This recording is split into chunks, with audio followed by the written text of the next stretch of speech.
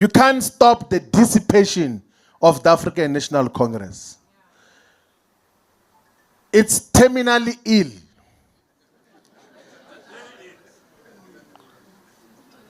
How do you have an organization with a police minister who associates with criminals?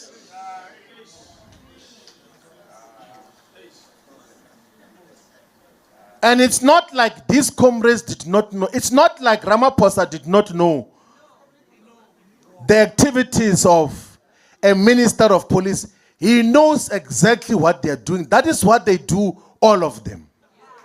And guys, this is what I've said before, that I don't think that Ramaphosa was not aware of these things that General Nhlanhla Mkhwanazi was speaking about. I actually don't think that the president was not aware at all. Because if the president says that I was not aware of all of these things that General Nhlanhla Mkhwanazi is speaking about, then the president should step down, because clearly he's incompetent. I don't think that he didn't know that there was so much corruption in the South African Police Service. I don't think that the president didn't know about these syndicates that have been alleged to having criminals in their pockets. I don't think so.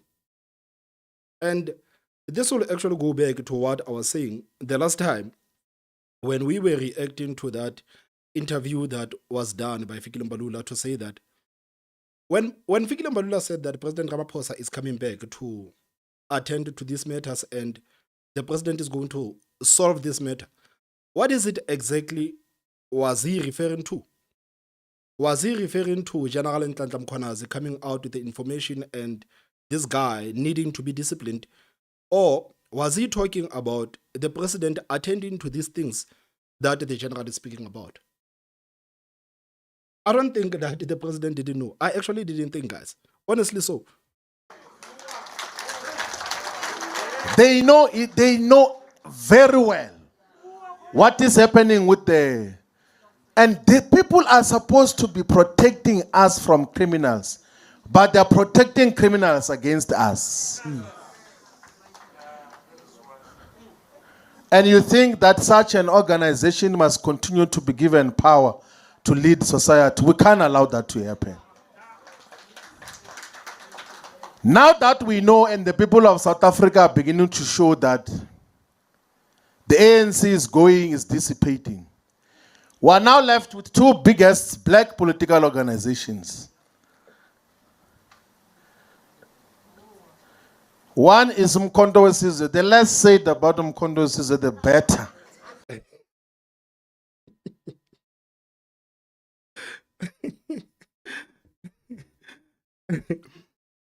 So guys, first of all, welcome to everybody. Welcome here, guys. I hope we're gonna sit here for quite some time, and I can see that there's already 100 of you guys. So please, guys, please hit that like button, guys. Please hit the like button. Please hit the like button so that it can help with the algorithms, so that it can push this live out. Guys, if you are watching right now, please, please, please hit that like button. And I figured that today we should actually do things a bit different. So I have a WhatsApp line. You can see over here. You can see over here, there's a WhatsApp line. So this WhatsApp line, I want you guys to use this WhatsApp line. If you want to say something, if you feel like you need to say something, please send a voice note. Please send a voice note to this WhatsApp line.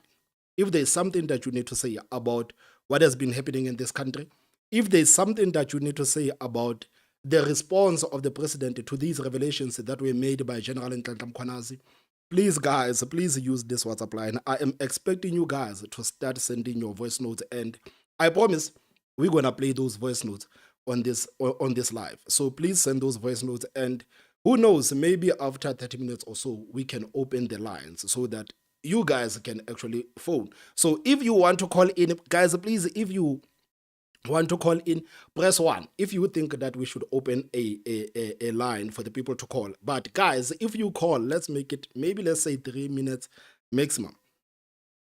Are you guys open to that? Are you guys open to actually calling live and saying your piece? Please, guys, use this WhatsApp line. Use this WhatsApp line. Some of us had thought that we can consolidate all the progressive forces around Umkhonto weSizwe. But we can tell you now without doubt that it is not a correct instrument to lead the revolution in South Africa. But then again, Floyd Shivambu forgets that. He used to say that this is the best political party in the country. And moving into this political party is the best and is the most solid and sound decision ever. So it's quite funny, like hearing Floyd Shivambu speaking like this about Umkhonto weSizwe party. It's quite fun. And this we are not gossiping about. We said it inside Umkhonto weSizwe. We told President Zuma that if you continue to run this thing like a family business, it is going to lose grip. It is going to move out of the way. It will not be a true alternative for our people. So we're not gossiping. We can't gossip. We speak openly. Even when they were taking money for wrong purposes, we told them that stop stealing money of government that is given to the organization. Now, Floyd Shivambu now wants to get into the business of Umkhonto weSizwe party. And guys, this is not the purpose of that video. The purpose of this video is the response that was given by the president yesterday. And I actually want to hear from you guys. And I think this is the reason why I decided to go to live today. I want to hear from you. I want you to send me those voice notes so that I can hear from you. I know that you always hear me speak. I always run my mouth every day. But tonight, I just want you guys to please send those voice notes on this WhatsApp line so that I can get to hear what you guys are saying. And who knows, maybe after 7:15, we can open the lines for you guys to call. To get your thoughts on what the president announced yesterday. Are you satisfied with that action? I've given you my thoughts. What do you think? By the way, I've just checked with the SAPS again because, okay, since last week, there's been this conversation that, General Mkhwanazi has opened a case against the police minister. And I've tried to say last week that as far as I'm aware, because I've checked with the police, there's no case that's been opened. We've just checked with the police again now. They're still not aware of any case that has been opened by General Mkhwanazi against the police minister. I'm not sure why. So if there is, I think it's Mkhwanazi who said, I will open a case. I think he may have indicated that he will open a case against the police minister as opposed to there is a case already opened. I may be wrong. Please remind me of what he said when he spoke about a case and a police minister. But I wanted to give you that update, but that the SAPS are telling us that they have checked and there's still no case that has been opened against the police minister. But then again, we are speaking about the South African Police Service, the same institution that has been accused of being corrupt. So I wouldn't be surprised if the general had actually opened the case against the Minister Mchunu and these people have decided to bury that. I wouldn't be surprised.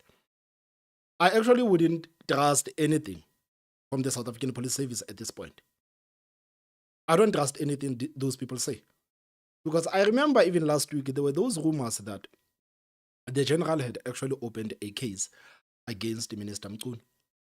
And we also know that the DA and Umkhonto weSizwe party have opened cases against Minister Mchunu because this guy lied in parliament.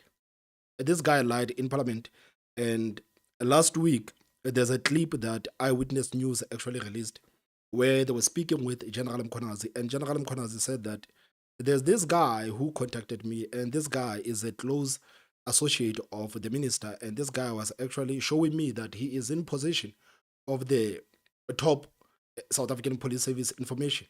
And this is not the kind of information that you would find average people having.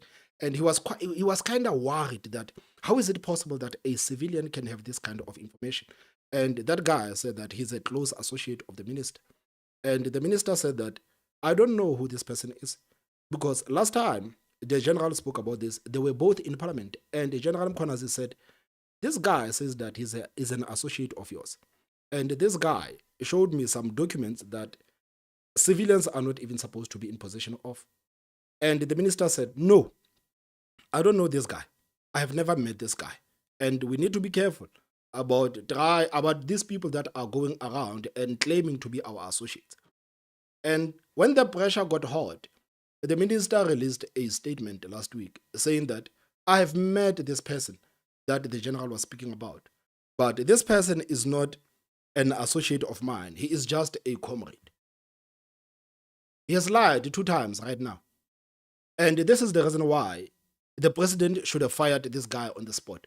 There's no need. There's absolutely no reason why Ramaphosa didn't fire Mchunu last night.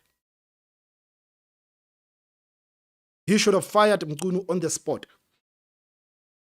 But he didn't. He decided to protect Mchunu and put him on leave. So as we speak, Mchunu still collects his salary. Mchunu still enjoys his benefits as the minister. He is not suffering any consequences. And Ramaphosa took 6 days to announce this to us. And many people had already predicted that this is exactly what the president was going to do. This is exactly what the president was going to do. He is going to set up a commission of inquiry and he's going to put this guy on leave. That's why on the video that I made earlier on, I said, I don't understand what took Ramaphosa so long. What took him so long to actually come out and announce that we're going to form a commission of inquiry and I'm going to put Mchunu on leave? What took him so long? Because even yesterday, it seems like the president was kind of scared to address these things. Because he was supposed to address the nation at 7 p.m., but then he decided to address the nation at 7:30 p.m. So what actually took him so long? What actually took him so long? So guys, I can see that people are already sending their messages on YouTube, and I can see Lloyd says that, guys, good evening. And Marvin says, hi, Thomas and the fellow citizens. Pumlama Zibuko says, good evening, Thomas and the fellow citizens watching this live. And Marty is laughing. Don't know why you're laughing at. Marvin says that, Thomas, when is the match going to drop? I want a hoodie already. I have a citizen consent. I will tell you guys when the match is going to drop, because I know a lot of people have asked me, like, Thomas, can we please have those t-shirts? Can we please have the hoodies? Guys, they are going to drop. They are going to drop. And I'm quite happy that some of you are actually looking forward to that dropping. So Chama says that when Mkhwanazi should open a case against the police minister SAP. And Anthony says, can we also remember that they want to try and get rid of private security by introducing new tough laws on them, of course. And this is going to be a disaster. Can you just imagine if these people actually succeed with getting rid of the private security? This is going to be a disaster, because right now we have the South African Police Service that is incompetent.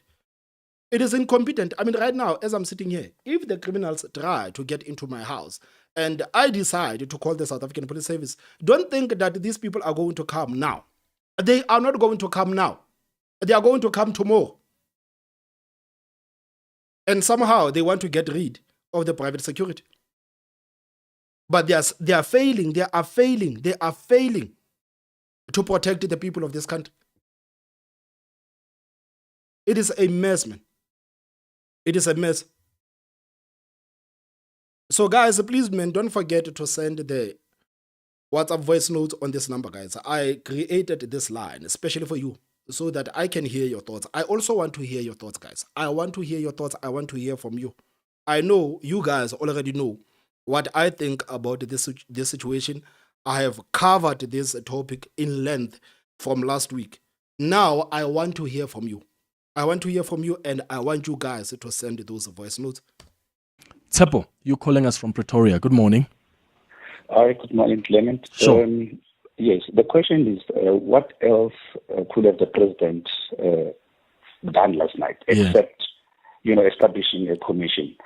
And I guess, guys, answering this guy when he says that, what is it that the president could have done? The president could have fired the minister. I mean, if Ramaphosa can actually fire the minister, the deputy minister of trade, industry and competition for going outside of the country, what actually stops him from firing a minister that is being linked with corruption?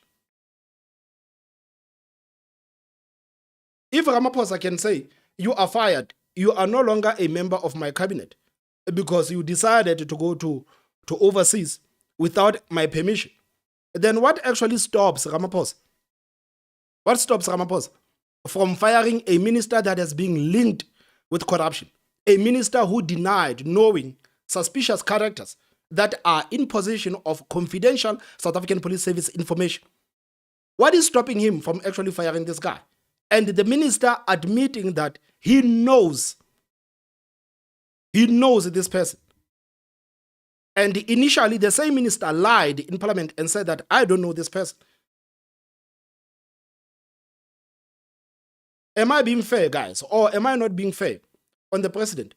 Because I know that this is a question that many people had posed before. What is it that you guys wanted the president to do? South Africans would actually be happy if Ramaphosa had fired Senzo Mchunu. This is what the people wanted. Why can't you fire that person? Why can't you fire that person? You always speak about corruption. You always say that you guys need to do something about these ministers that are corrupt, these cadres that are corrupt. But right now, you are not doing anything about Mchunu. You are not punishing Mchunu. Mchunu is not being punished. If anything, Mchunu is enjoying his life right now because he's sitting at home and he's still collecting the cash and he's still enjoying the perks of being a minister and sitting at home doing nothing. And now you as citizens, you are expected to pay more because now the president had hired the acting minister of police, Firoz Kachali. He's going to pay that person. He's going to give that person the perks. And still, we still have the deputy minister of police. And you guys are paying for all of these things. You are paying for all of these things. So instead of Mchunu actually being punished, no, they are not punishing Mchunu. They are not punishing Mchunu. I mean, like, this is the culture of the ANC. That's why I am honestly not shocked by the response or how Ramaphosa actually addressed this matter yesterday. I did say earlier on, guys, that I was not shocked. I know that many people were outraged by the fact that Ramaphosa couldn't fire Mchunu, but this is Ramaphosa at his best. This is Ramaphosa at his best. He's a weak president. He's a president that always fails to take decisions, especially hard decisions against the ANC. This is him. Am I not being fair, guys, when I say that the president should have fired Mchunu? Am I not being fair? We understand that people are tired of commission of inquiries being established, but there's no results. But there's nothing else that the president could have, done except establishing the commission, simply because the allegation that the Commissioner Mkhwanazi, brought last week involved a number of people. So you cannot expect then the police to have established internal processes to investigate those allegations. The Commission of Inquiries, it was the only route the president had an option to take. And having said that, Clement, I think there are a number of people that have been involved in this case. It could have, massacred and lots of issues that have been brought by General Mkhwanazi. Thank you, Clement. Thank you. So, guys, I want to actually play you a voice note because there's a subscriber of ours who had actually decided to send a voice note. Guys, please send those voice notes. I want to hear from you guys. Today, I don't want to talk a lot. I honestly do not want to talk a lot. I want to hear from you. So I am going to play you a voice note. And guys, I forgot to tell you that if you send a voice note, please tell us who you are and where are you watching from. Please do that. Please do that. So I'm going to play this voice note to hear what you guys are actually thinking. Okay. Hi, Thomas. This is Jean-Marie from Cape Town. What's bothering me is that allegations and all these things have been made, and there's evidence for the allegations that have been made. I just wonder how long it's going to take for people to be arrested for the crimes they have committed. Because at the end of the day, that is what needs to happen, actually, and not somebody needs to be sent on paid leave or whatever. That's so wrong. But unfortunately, nothing is going to happen, Jim. Nothing is going to happen. And I think that the ANC, they've actually figured out this game that if our comrades are accused of corruption, then we're going to set up a commission of inquiry. And one thing about the commission of inquiry is that it does not hold anybody accountable. People can be exposed in the commission of inquiry. Nothing will happen to those people. Absolutely nothing. The recommendations can be made, but nothing is going to happen. Because it's not like when the judge says that, okay, Ramaphosa, Sibiya is guilty, Mchunu is guilty, and this is what you should do as the president. It's not like Ramaphosa is going to say, yes, give me that report and we are going to take action against these people. They are not going to do that. So the commission of inquiry, it is nothing but a waste of time. It is nothing but a waste of time. And they know that if we set up this commission of inquiry, nothing is going to happen to the comrades. And Ramaphosa did exactly what people thought that he was going to do. He did exactly what people thought he was going to do. So guys, we have a caller. Hello, how are you? I'm fine. I'm very fine. I just want to say I love the show. And my question actually is, in that case, where's the DA? What basically the biggest party after ANC is doing to protect us, and why they sitting quietly and don't take any side and they just ignore that case? Somebody can explain to me? Okay, speaking about the DA, we are actually going to show you a reaction from the Democratic Alliance, from the leader of the Democratic Alliance, John Steenhuisen. I don't want to lie, I was not happy about the reaction that we got from the Democratic Alliance, because they say that they welcome the steps that have been taken by Ramaphosa. But stay tuned, we are going to show you that reaction. Is there anything else that you would like to say before I let you go? Yes, and what bothers me with you, head employer who is misconduct is so heavy, firing and you're not giving the suspension, with the full of benefits, and why people of South Africa they accept this nonsense. How that work? How the basically what this shows who we are. No, I suppose that's all. Okay, thank you. Thank you very much, man. Bye-bye. So, guys, clearly people are not happy. Clearly people are not happy about Ramaphosa. But this is him, man. This is him. This is him. And, guys, I actually want us to get to the reaction from different political parties.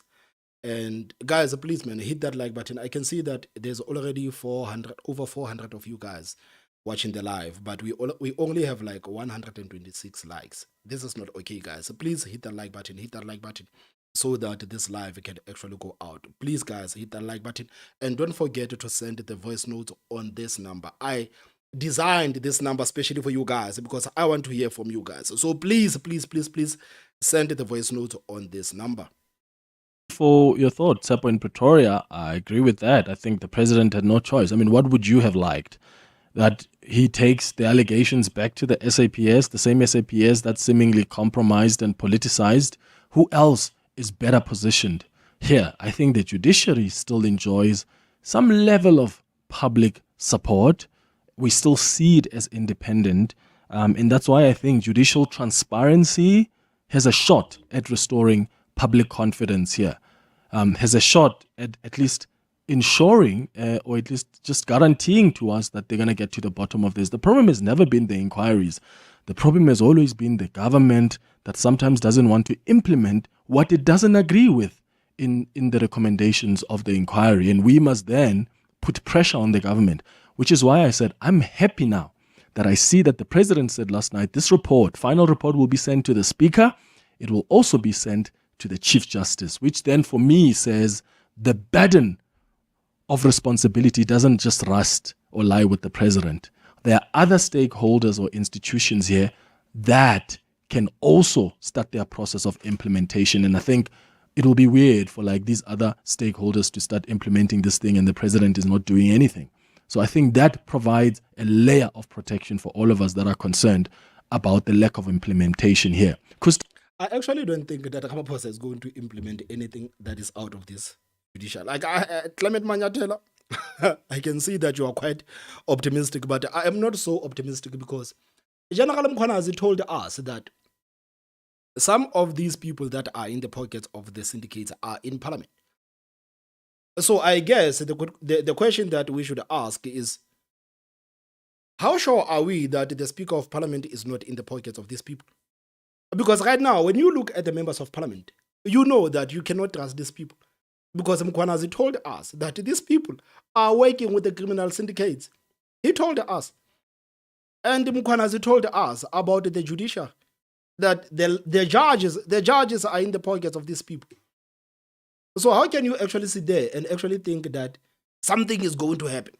Or Ramaphosa was right. Ramaphosa is never going to push for the recommendations of these things to actually go for. He is not going to push for anybody to be held accountable for their actions.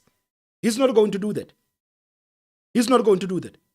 Do you guys actually think that Ramaphosa is going to push for the recommendations of this commission to be Ramaphosa is not going to do that. He is not going to do that. I don't think that Ramaphosa wants to punish Senzo Mchunu. He doesn't want to do that. He showed us last night that he does not have the appetite to discipline Senzo Mchunu. He showed us. So what is it exactly do we expect from Ramaphosa? There is absolutely nothing that I expect from Ramaphosa. So guys, we are going to listen to another voice note from Yolanda. Let's hear what Yolanda gotta say. Hey, Thomas. Thank you for your show and thank you for the telephone line. I love your show. Big fan. Listen, that buffalo, I'm calling from Cape Town, anonymous. That buffalo doesn't respect Mzansi's people. I am tired of Cyril and his cronies. That man is uniting South Africa in a way that we've never been united before. I think the gloves we need to take off and we need to remove this ANC government. We need to get our boots on and go to the streets and show these people that the same way we brought apartheid down, we will bring them down. They are a worse traitor than apartheid was to black people. But I don't think that the people of this country are united, man. Maybe I'm just being pessimistic. I don't think that the ANC voters are actually moved by any of these things. And I like the points that you are making. And what you are saying, many people have actually said it before. Many people have actually said it before. That we need to go to the streets because this thing of ours being online and complaining online, it is not helping us a bit. It is not helping us a bit. It is not. Maybe we need to go to the streets. But I don't think that South Africans will actually go to the streets. I don't know, guys. Maybe it is me. But I have totally given up on the people of this country. I have totally given up on the people that are screwed by this government. Because it seems like the people in this country, they're actually happy to be screwed over by this government. They are happy. They voted for these people. For the past 20 years, they voted for the ANC. Look at the type of presidents that were given to us by the ANC. Look at the type of the presidents that were given to us by the ANC. South Africans voted for Jacob Zuma for 2 terms to be the president of this country. And after voting for Jacob Zuma for 2 terms to be the president of this country, they turned around and voted for Ramaphosa to be the president of this country. And Ramaphosa had actually proven to the ANC that you can push South Africans as much as you want. These people are not going to react. They are not going to react. There is nothing that we are going to do. We are not going to demonstrate. We are not going to go to the streets. We are not going to do anything. And these people, it's not like they have not realized that this is who we are. This is who we are. This is who we are. Majority of the people in this country, guys, you need to understand that the people who actually want change in this country, the people who want things to be changed, are a minority. Majority of the voters in this country, they are okay with the status quo. They are totally fine with the status quo. Because if South Africans had enough, if South Africans were sick and tired of these politicians, if South Africans were sick and tired of these politicians, or if South Africans were actually sick and tired of the African National Congress, then South Africans would have stopped voting for the ANC a long time ago. But it shows like there's nothing that the ANC can do for South Africans to say enough is enough. There is absolutely nothing that the ANC can do. So it is a minority of us who actually want things to be done in a good way. Not many people are like us, which is the sad part. You would actually think that people in this country would think many people in this country would actually want change. No, they don't want change. They don't want change. They are totally fine with everything that has been happening. They are totally fine. So, guys, let's take another caller. How are you, man? Hello? Hello? How are you, man? Good, are we online now? Yeah, I'm online. You are online too. Yes. Yes, is there anything you need to say? I just wanted to comment man, about this thing of Mchunu. Yeah, you can go ahead. Yeah, but you know, this thing, man, sometimes is young confused again about Ramaphosa because when this whole thing started, they are like cupcake. There was an agreement between Cupcake and people who went and look for Cupcake to become a deputy president of the country. She was not going to contest to be the president of the country. And Zuma knows about it. That's why we are in this mess because of who Zuma knows about some of the things and he kept quiet. He kept on promising that he will tell, but he never tell. And then now you can see now what Abomanyatela and everyone's like everyone is thinking about their own stomach now. They just need to make sure knowing for the fact that Cupcake will never change. I'm inquiries now that always I'm dealing tactics. I wouldn't know Angayen's and one that will change this country because he's in the pocket of the corrupt. Because remember, he said the same way with the ANC started dealing with drugs long before they did with Democrats. So this thing of drugs to them is not new. So they've been dealing with drugs from day one. So this thing is so that's how this thing are done. That's how money comes in and how money goes out, guns comes in, every time. They've been corrupt from day one. So now this thing you cannot stop it because everyone is involved. Judiciary, everyone is involved. For you to stop it, someone is going to die and they are willing to die. So if this thing ends, so abantu be-ANC or abantu basemzansi bayalayeka because I mean they voted for a person knowing for the fact this is a wrong person that is not going to change anything. No matter we can give ANC another 90 years, nothing is going to change. We are still going to be where we are today. Yes, they are happy our kids are using drugs. They don't have a problem with that. They are happy about that. So, we are still going to be stuck with them. Nothing is going to change. So, that's why we just need to make sure we get rid of this ANC because even at this national dialogue, you cannot come to power without doing what's happening in your own country. And you come every time there's a problem, you want to sit down. And then no matter you sit down, we are not fixing anything. They're just going to talk and spend another 700 million without fixing anything. So these inquiries, they've been there since Bomaricana. Nothing has changed. So that's why I'm thinking Ramaphosa, they're busy wasting our own time. let's go to street once. Yeah, thank you so. That's how we are going to solve this country. Yeah, Without going to the street, nothing is going to change. yeah, thank you so much, man. Let's take another caller. Thank you so much for your call, my guy. Thanks. Thanks, man. So the man is raising valid points that this now you see the journalist starting to speak on behalf of the ANC. Now you see the journalist starting to speak on behalf of the ANC. There's nothing that we're going to get from the Commission of Inquiry. There's absolutely nothing that we're going to get from the Commission of Inquiry. Nothing. And I get upset when people say, there's nothing that Ramaphosa could have done.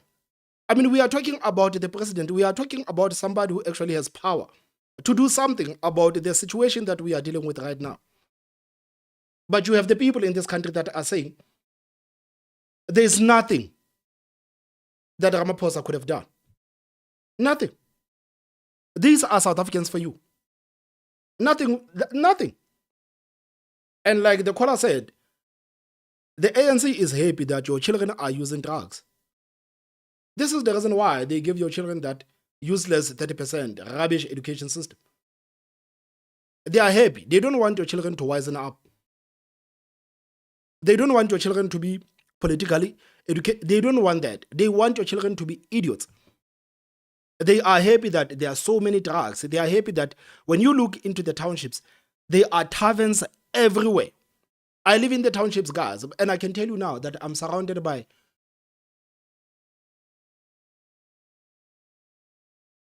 I have 4 taverns around where I stay. And there are no sporting facilities.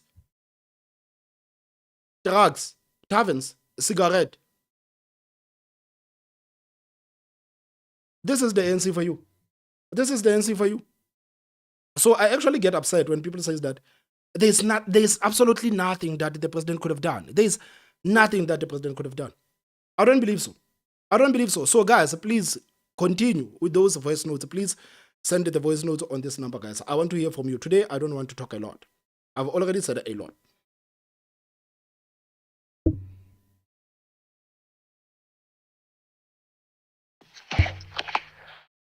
Khosoba Thomas, hey, this is such a beautiful show, Hotman. Let's be honest here. We have been playing fools here. ANC is fooling us, making us look like as if we are banana country, bruh.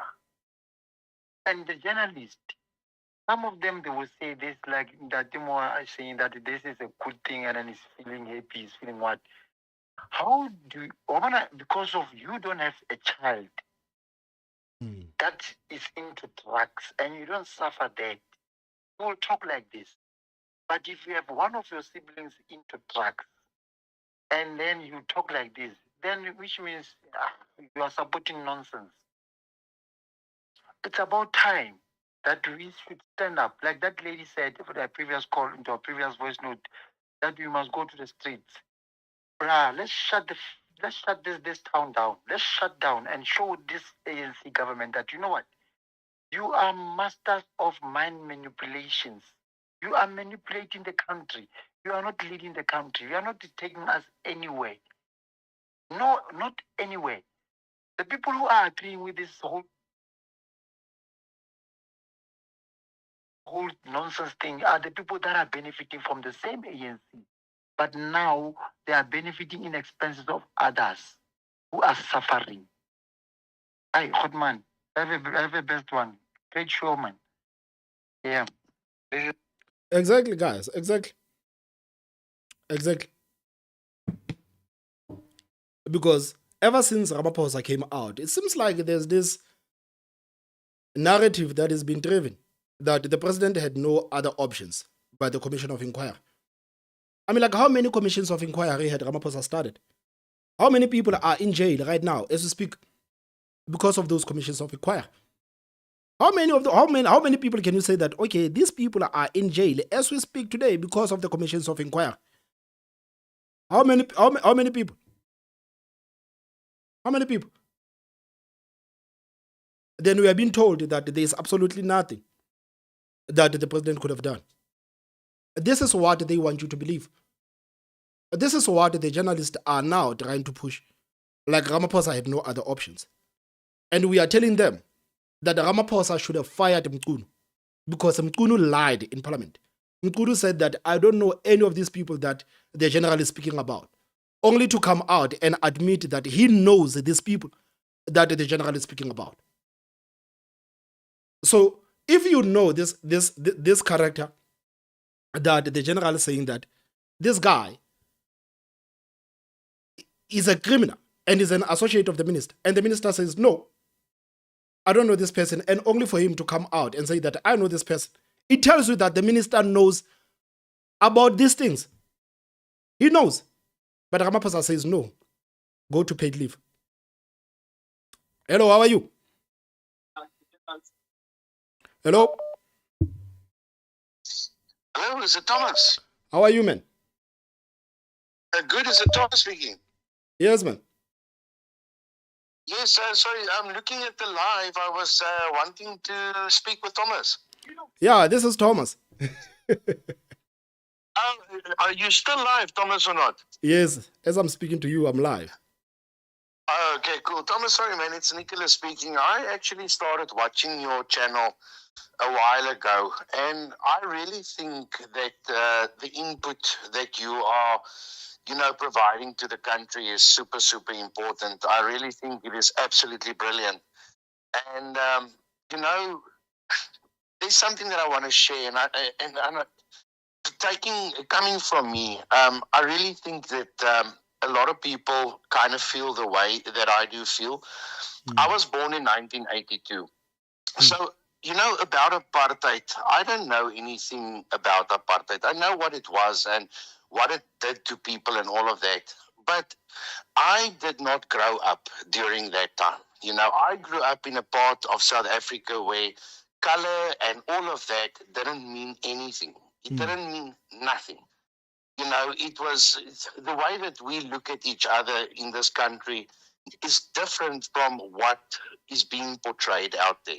We've got all of this stuff happening about General Mchunu and Ramaphosa and all of that.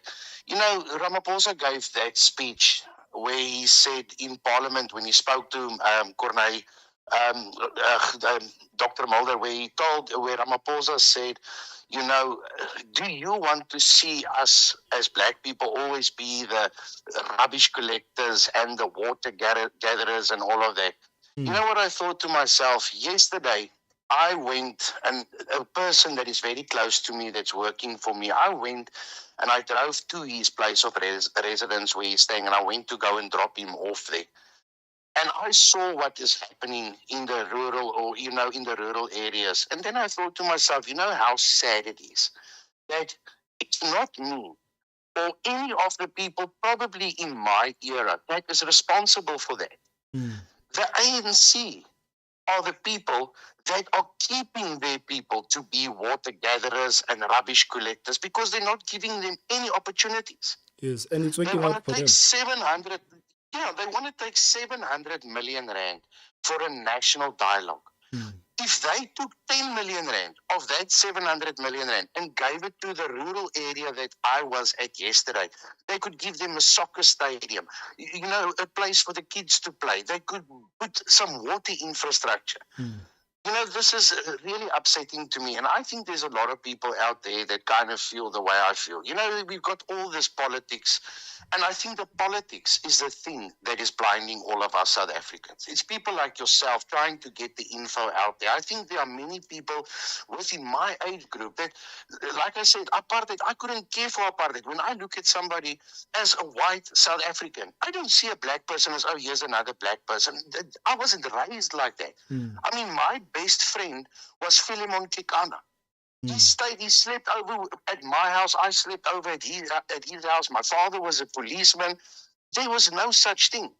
But I think the current government is making people to believe that everybody is seeing everything there outside there as apartheid. It's not.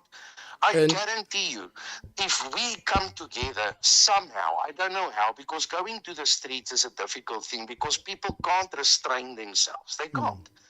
then it turns into looting and things like that. But we got to find a way, and it's on platforms like what you are doing now, where the difference can be made. And I'm telling you now, if you look at your comments, and I read every single comment, it comes down to the same thing. We all want the same thing. And the thing is, we need change. And how do we do that? We just have to start making the right decisions at the right time. From my side, Thomas, thank you very, very much for what you are thank you, doing. man. I really think it is unbelievable, and I think people should support your channel. I like the fact that you take live calls. Well done, my man. Thank you. And just from my, just in conclusion, the only thing I know how to say, Mina Kulumba Zulu Ganjani. So I say, Mina Bonga Kakulu. Thank you very much. Have a blessed evening. And you know, they've got this thing where they always say, Siya Pambili, you know, Siya Pambili. Let's move forward and let's do it together. That's only one way to do it. Yeah, thanks so Thank you much. very much, sir. Have a blessed evening. Thank you too, man. You can hear, guys. You can hear. You can hear. So there's a caller that actually called us like 3 times. So I don't think that it will be fair if I don't call her back, man. Hello, how are you? Hi, you're speaking to Zandile. Hello, Zandile, how are you? I'm well, thanks, and yourself. Yeah, you're speaking with Thomas, and you are live on the 360 experience. It's long overdue. I remember you posting a while back saying YouTube will be able to send voice notes. So I'm not sure this is what you meant when you said that, but well, well done on the show. Okay, I just wanted to say, I think we are all like upset and we are all angry, but I think one thing that we are avoiding, that we're not actually saying out loud, is that we don't want violence. We don't want the revolution to be violent.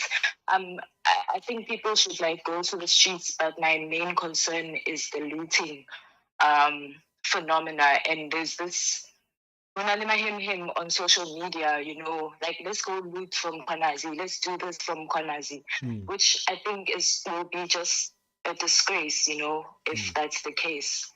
Unless Kwanazi goes there and Abalang when they're looting. But yeah, that's like what I've been thinking about since, you know, the general came out and gave that popcorn worthy. It's a movie. Like, I'm traumatized from this whole situation, if I'm being honest. Yeah. We all are traumatized. We all are traumatized. I just wanted to ask, like, the looting part of it. Like, I'm seeing, like, there's people saying, hey, we're going to go out and loot. You know, if you touch Mkhwanazi, you're going to go out and loot. I was wondering, like, if you've noticed anything like that, and if you did or if you haven't, what do you think should be the approach? Because I think we should 1000% avoid that. Otherwise, what's the point? Okay, let's drop the call so that I can address that a bit, man. So thanks, man. Have you said everything that you wanted to say? Yeah, I think that's what I've like. And you know, before I go back to the show, I was hoping yesterday, like Mkhwanazi will pull up live on TV and says, Ramaphosa, you are under arrest. You have the right to remain silent. And I think Ramaphosa thinks that we forget. I think Ramaphosa is not aware that we haven't forgotten about Marikana. Also, you know, there's something wrong with this man. And I think yesterday, like his face, it just showed like he's just a dead man walking. But let me just go back on the live and then we'll talk about the looting. Thank you, Thomas, for opening the lines. Okay, thank you so much, man. So, guys, speaking of the lootings, I did see a couple of social media posts where people were talking about we need to go out and we need to loot, we need to destroy the businesses on behalf of Mkhwanazi. But guys, South Africans need to understand that if you guys are gonna start looting the shops in the name of Mkhwanazi, you're gonna put Mkhwanazi in the same bracket as Jacob Zuma. This is what people need to understand, that you cannot go out and loot. If you loot and start destroying the businesses, The consequences of that is that the people are going to lose their jobs because you guys are looting on behalf of Mkhonazi. You remember what happened in July 2021, where people were looting and ransacking the businesses in KZN in the name of Jacob Zuma. And Jacob Zuma didn't even say anything, despite the fact that you could see that the businesses were actually being destroyed in his name. But right now, South Africans cannot go out and start looting the businesses because black people are going to lose. The majority of the people that are employed by these shops that the people want to loot are black people. So they need to understand that if you guys are going to start to push this thing of looting the businesses and destroying the businesses, you are going to destroy people's livelihoods. You are going to destroy people's livelihoods. So I am totally against the people that want to loot. I am totally against that because, guys, you need to understand, even the narrative is going to change because if the people go to the streets and say that we want to protest because General Nhlanhla Mkhwanazi has made explosive revelations and we want to protest because we want people to be held accountable, the people should stick with that they want the people to be held accountable. They should stick with that. They should stick with that because if they try to do something else, then the media is going to shift the attention of the people from the initial mission of the protest, and now the media will make the people focus on looting. The media is going to focus on the fact that people are looting, and this is what people are going to talk about. So we need to be very careful. I support the people who want to go to the streets. I support them. But then at the same time, I suspect that ANC might actually push the people to, they might actually hire a couple of people to now start making a mess so that these people can loot. And they know that if people start looting, then the whole initial mission of the protest would be destroyed. So guys, I don't want anybody to loot, especially in the name of General Nhlanhla Mkhwanazi. You cannot loot and destroy the business in the name of General Mkhwanazi. We need to respect General Nhlanhla Mkhwanazi. This guy put his life on the line. This guy put his life on the line, the safety of his family on the line, because he loves this country so much. And we cannot destroy the businesses in his name. We cannot do that. So to the people that are planning to go to the streets, you need to be mindful of these people that will be looting and ransacking the businesses. And these are the people that will be destroying the initial mission of the protest. So guys, let's take another voice note, because I did say that today I want to hear from you guys. So please, guys, hit that like button, man. Hit that like button.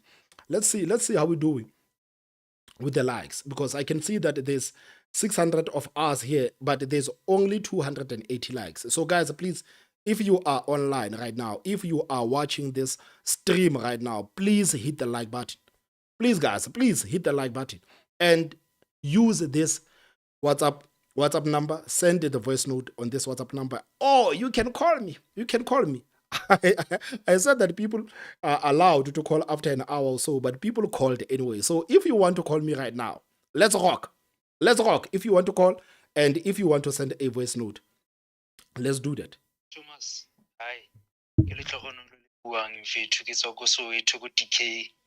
Hi, ke mametse show ya gago ka bona live mfethu. Hi. Ke tlo bua ka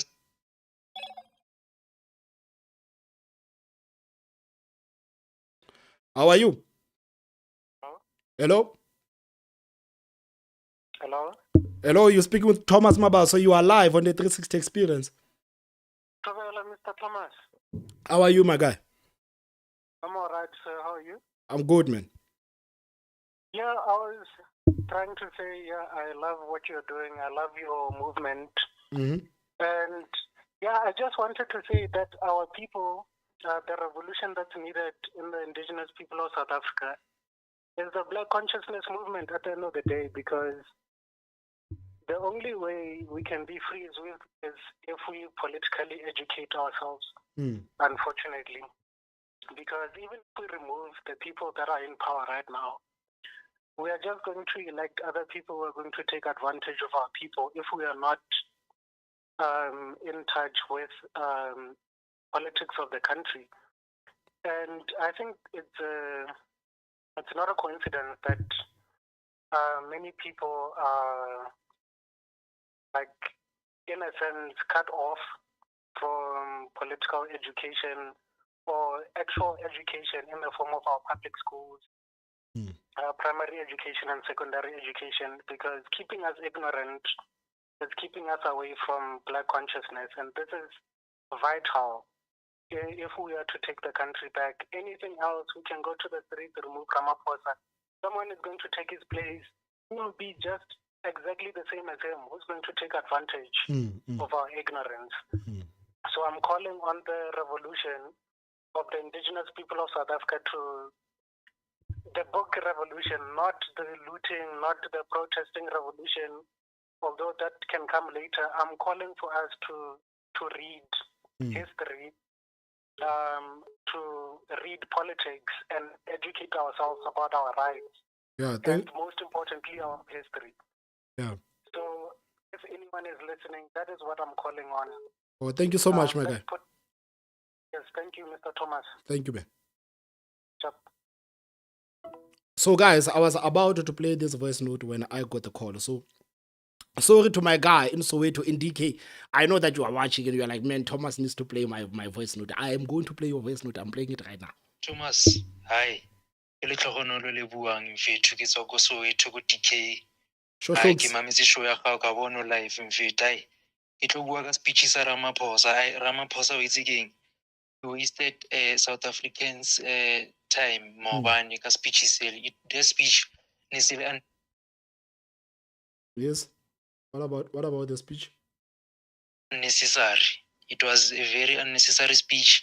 Nkebe nje ya vela posta nje ko X gore ai re tlosa Mkhwanazi ka gore e ya gore no o tlo ka Sunday re mele speech, and then re fitla Sunday o re delay ka 30 minutes, and then how o tlo rolela fela gore Mkhwanazi is on special leave. That was the most poorest speech I've ever had in my life. Asoka kauta speech se so worse from a senior official o tlamele a represent ma South African. That was horrible. Gore itse keng ke yone mpontshitseng gore Ramaphosa ka 30 minutes ona ele gona le thola ikotsi gona le call nje itotseng ba mo threaten gore ye. So, guys, basically what Lehlonola is saying is that it seems like Ramaphosa has been threatened. It looks like there's a call that Ramaphosa got. For the people that do not understand what he's saying. Wena o lena ba mo pogotetse o go dipogotong tsa di-cartel lena o ka msola. So my guy o itse keng asoka in my life. That speech horrible. So South Africans deserve more respect than that. And another thing, life at General Mkhwanazi, that man must be protected. That man is our Thomas Sankara, and that man kena abutsing rebetoli e kaofela. So he deserves some credit, and he deserves credit where credit must go. It must go to General Mkhwanazi. He must be protected. This story must not die, Thomas. Or are 3 months or are 6 months, story say must not die. Let's keep the story moving. Aluta continua, Thomas. So shout out to you folks in Soweto, in DK. And guys, remember this is what we are speaking about. I think it was earlier on that we need to keep the story alive. We need to keep the story alive because literally the life of General Nhlanhla Mkhwanazi depends on this story being on the news. And the reason I'm saying that is because General Nhlanhla Mkhwanazi has pissed off a lot of people. And I am sure that there are people that want the general to die. There are people that are going after the general and they actually want to kill this guy. And these people are waiting for the dust to settle. And once the dust has settled, these people will actually attack. So when the president says that we're going to get the first preliminary report after 3 months, then another report in 6 months, what they are actually trying to do is to bury this story. They are trying to bury this story because they know that we live in South Africa. A lot of things are happening in this country. And we talk about a lot of things, and they are somehow hoping that this story dies. And they know that if this story dies, then General Nhlanhla Mkhwanazi is done with. So I don't know how, guys, we're going to keep this story alive. We need to keep this story alive. the life of General Ntantla Mkhwanazi depends on us keeping this story alive. It does. So, guys, please continue sending those voice notes on this WhatsApp number. Please, guys, please continue sending those voice notes on this WhatsApp line and hit the like button, guys. Hit the like button. As you calling from Midrand. Good morning. Yeah, morning. Clement, let's not excuse my president who only does the bare minimum in his job. What he just announced is a bare minimum. That is not the best that he could do. You know, the best that one could do, and Clement, if me and you were to be in that position, first and foremost, we'll make sure that the dockets are secured. We'll actually tell the nation we're aware of the dockets. Masamuna must secure those dockets. And two, Mkhwanazi must continue with his work. You can't have a president who does the bare minimum. And we think that's enough. It can't be enough. Why is he excluding the metropolis of Cape Town? When the drug dealers are killing each other, I mean, that place is probably the highest rate of death matters in the country. And then he exclude the metropolis of that side. So I'm suggesting that he only gives the bare minimum, not the best. That's this bare minimum. It's not something that we should appreciate. I'm very frustrated with him, Marshall. Clement, why did I call? I called Jonah Clement because you said along the way Mkhwanazi must be suspended. I think you were suggesting that when the commission comes, Sidia was suspended and Mkhwanazi. Clement, we can not accept Mkhwanazi's suspension. It's a red line. Mkhwanazi is holding Fort Clement as a beacon of hope within the SAPS to the men in blue who are fighting against determined drug dealers. Hello, you are live on the 360 Experience.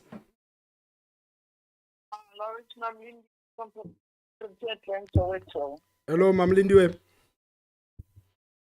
I'm putting in this topic.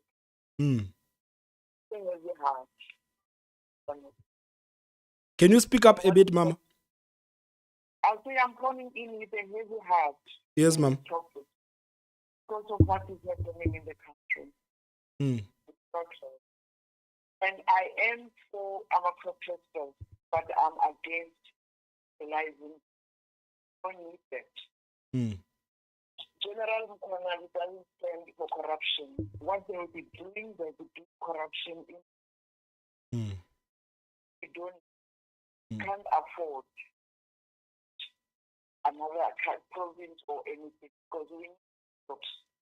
And we so unemployed. If we destroy the little bit that we have, then what?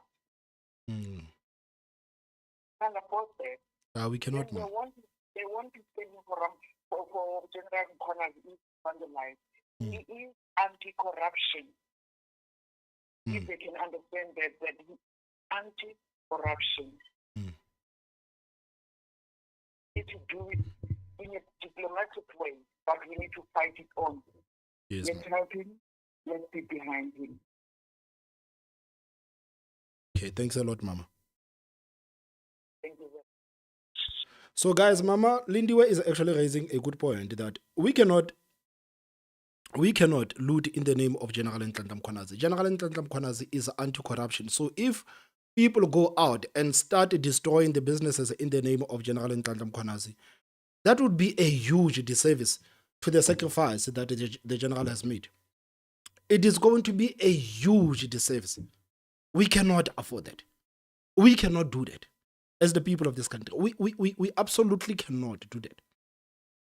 We cannot loot in the name of General Ntantla Mkhwanazi because General Ntantla Mkhwanazi is anti-corruption.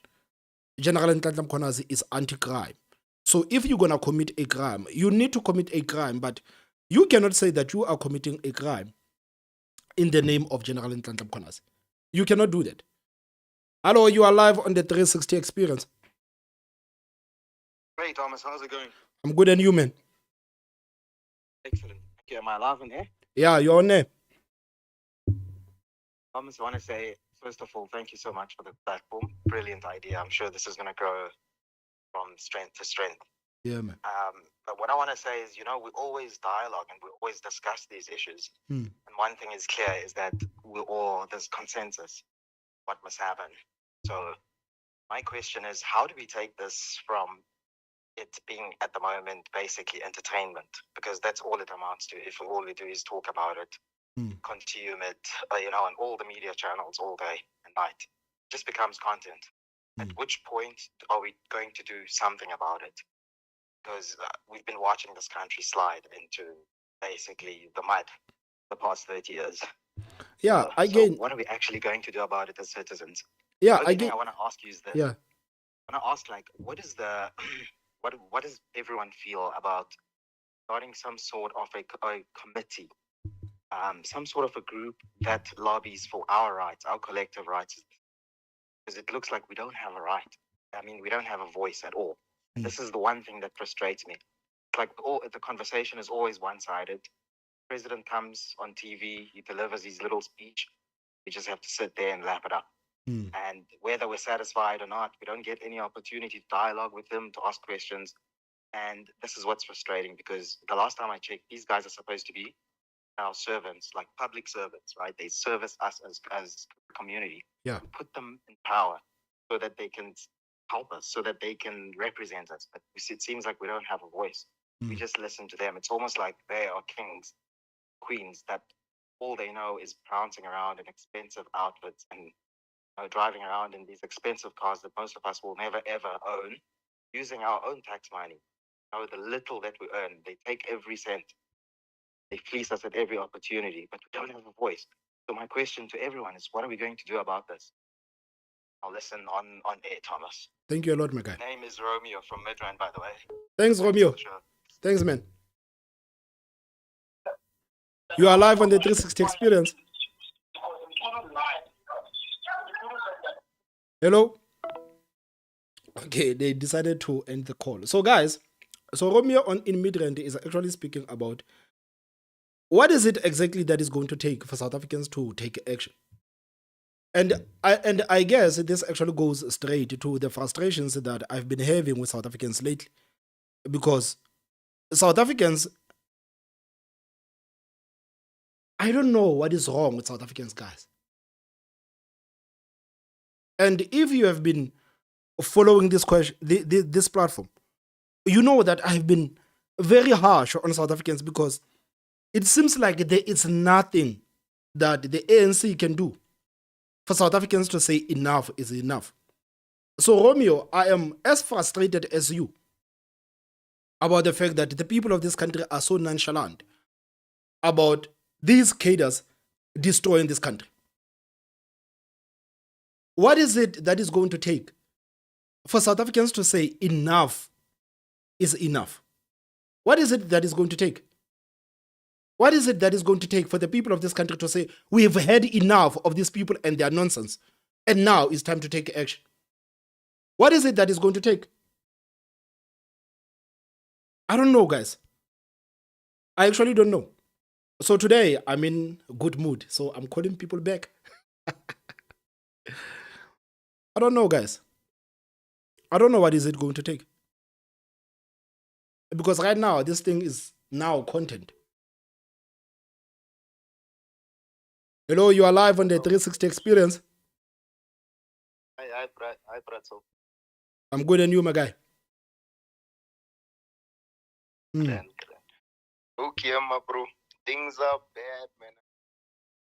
I must just say, things are bad outside. The people are on drugs. We must. One thing that I don't. Speak up a bit, my guy. I'm saying one thing that I don't want us to focus of my own is that real people are being affected by all of these all the time. You understand? It's hectic out here, my own. Like the way people are unemployed. The guys that I used to work with, I work in construction, so I was up and down in the country and so forth. So plenty of the guys that from the Transkei, Cape, State, Bushbuck Ridge, up and down. My brother, people are just unemployed now. It's hectic. It's hectic out here. It's sad, man. It's brutal, my own. And you know how things are moving. Like I'm watching you for a while, and I know where you're from and what you're exposed to. It's hectic, my own. It's on another level out here. Yeah. How the hell must things carry on just like this? You understand? Like this is like the real tragedy about all of this. Just the potential that is wasted, Mao. Like how the hell are we like this? And this is just entertainment. Like my brother, 100 people got laid off at my company now recently. Understand? And I know another 200 outside of that that were waiting. The little bit that there is disappearing, and it's bad. Like, this is shameful. Honestly, honestly. Like, I don't want to vent too much, Brato, but just keep up, my own man. Keep pushing there. And I know that you are so frustrated with the situation, but we need my own man. Keep doing what you're doing. Just keep steady. Understand? Stay busy with the state. Yeah. And Harry, man, just all the best, my brother. Yeah, yes. Thank you so much, man. This is shameful. This is shameful. Perfect. Yes. Brother. All right. No, thank you, Platon. Thank you so much, my guy. So, guys, people are frustrated. And going back to the point that was made by Romeo in Midrand, like, what is it that is going to take for South Africans to say enough is enough? I don't know. What is it exactly that do South Africans want? What is it exactly do South Africans want? I don't understand. What is it that is going to take for South Africans to say, we've had enough? This is enough. This is enough. I don't know what it's going to take. I actually don't know. I don't. I think you were suggesting that when the commission comes, Sibiya was suspended, and Mkhwana, we can not accept Mkhwana's suspension. It's a red line. Mkhwanazi is holding Fort Clement as a beacon of hope within the SAPS to the men in blue who are fighting against determined drug dealers and politicians in cahoots with the drug dealers. The Durban port, by the way, Clement, must be secured at all costs. If you remove Mkhwanazi out of KZN, you know what you're doing? You are giving a blanket check to all the criminals who were absolutely under pressure from his work to say, free for all, open up all the doors, do whatever you want, because there is no other man as him. Yeah. So all the seniors, all the people that have faith in SAPS, don't have faith on anyone else except Mkhwanazi. So he can't be suspended. Suspension for him means the red line for all of us. We cannot accept that. So I'm suggesting when I claim the president should have gone even more. Where are the dockets right now? There are 5 of them that need to prosecution. Why could you not say that I'm going to appoint a minister who's going to make sure that the prosecution is driven through? Masamula must not stop with those investigations from the political terrorist team. They must continue. That's what you say as the president, so that the wheels of justice keeps moving. Yeah. So that right now everything seems to be grounding to a halt. Guess who wins this government? It's not the people of South Africa, it's the criminal. Your comment. Absolutely. And guys, one thing that actually disturbed me a bit yesterday is that the president did not address the issue of the dockets in the office of General Sibiya. He did not speak about General Sibiya and the dockets in the office of General Sibiya.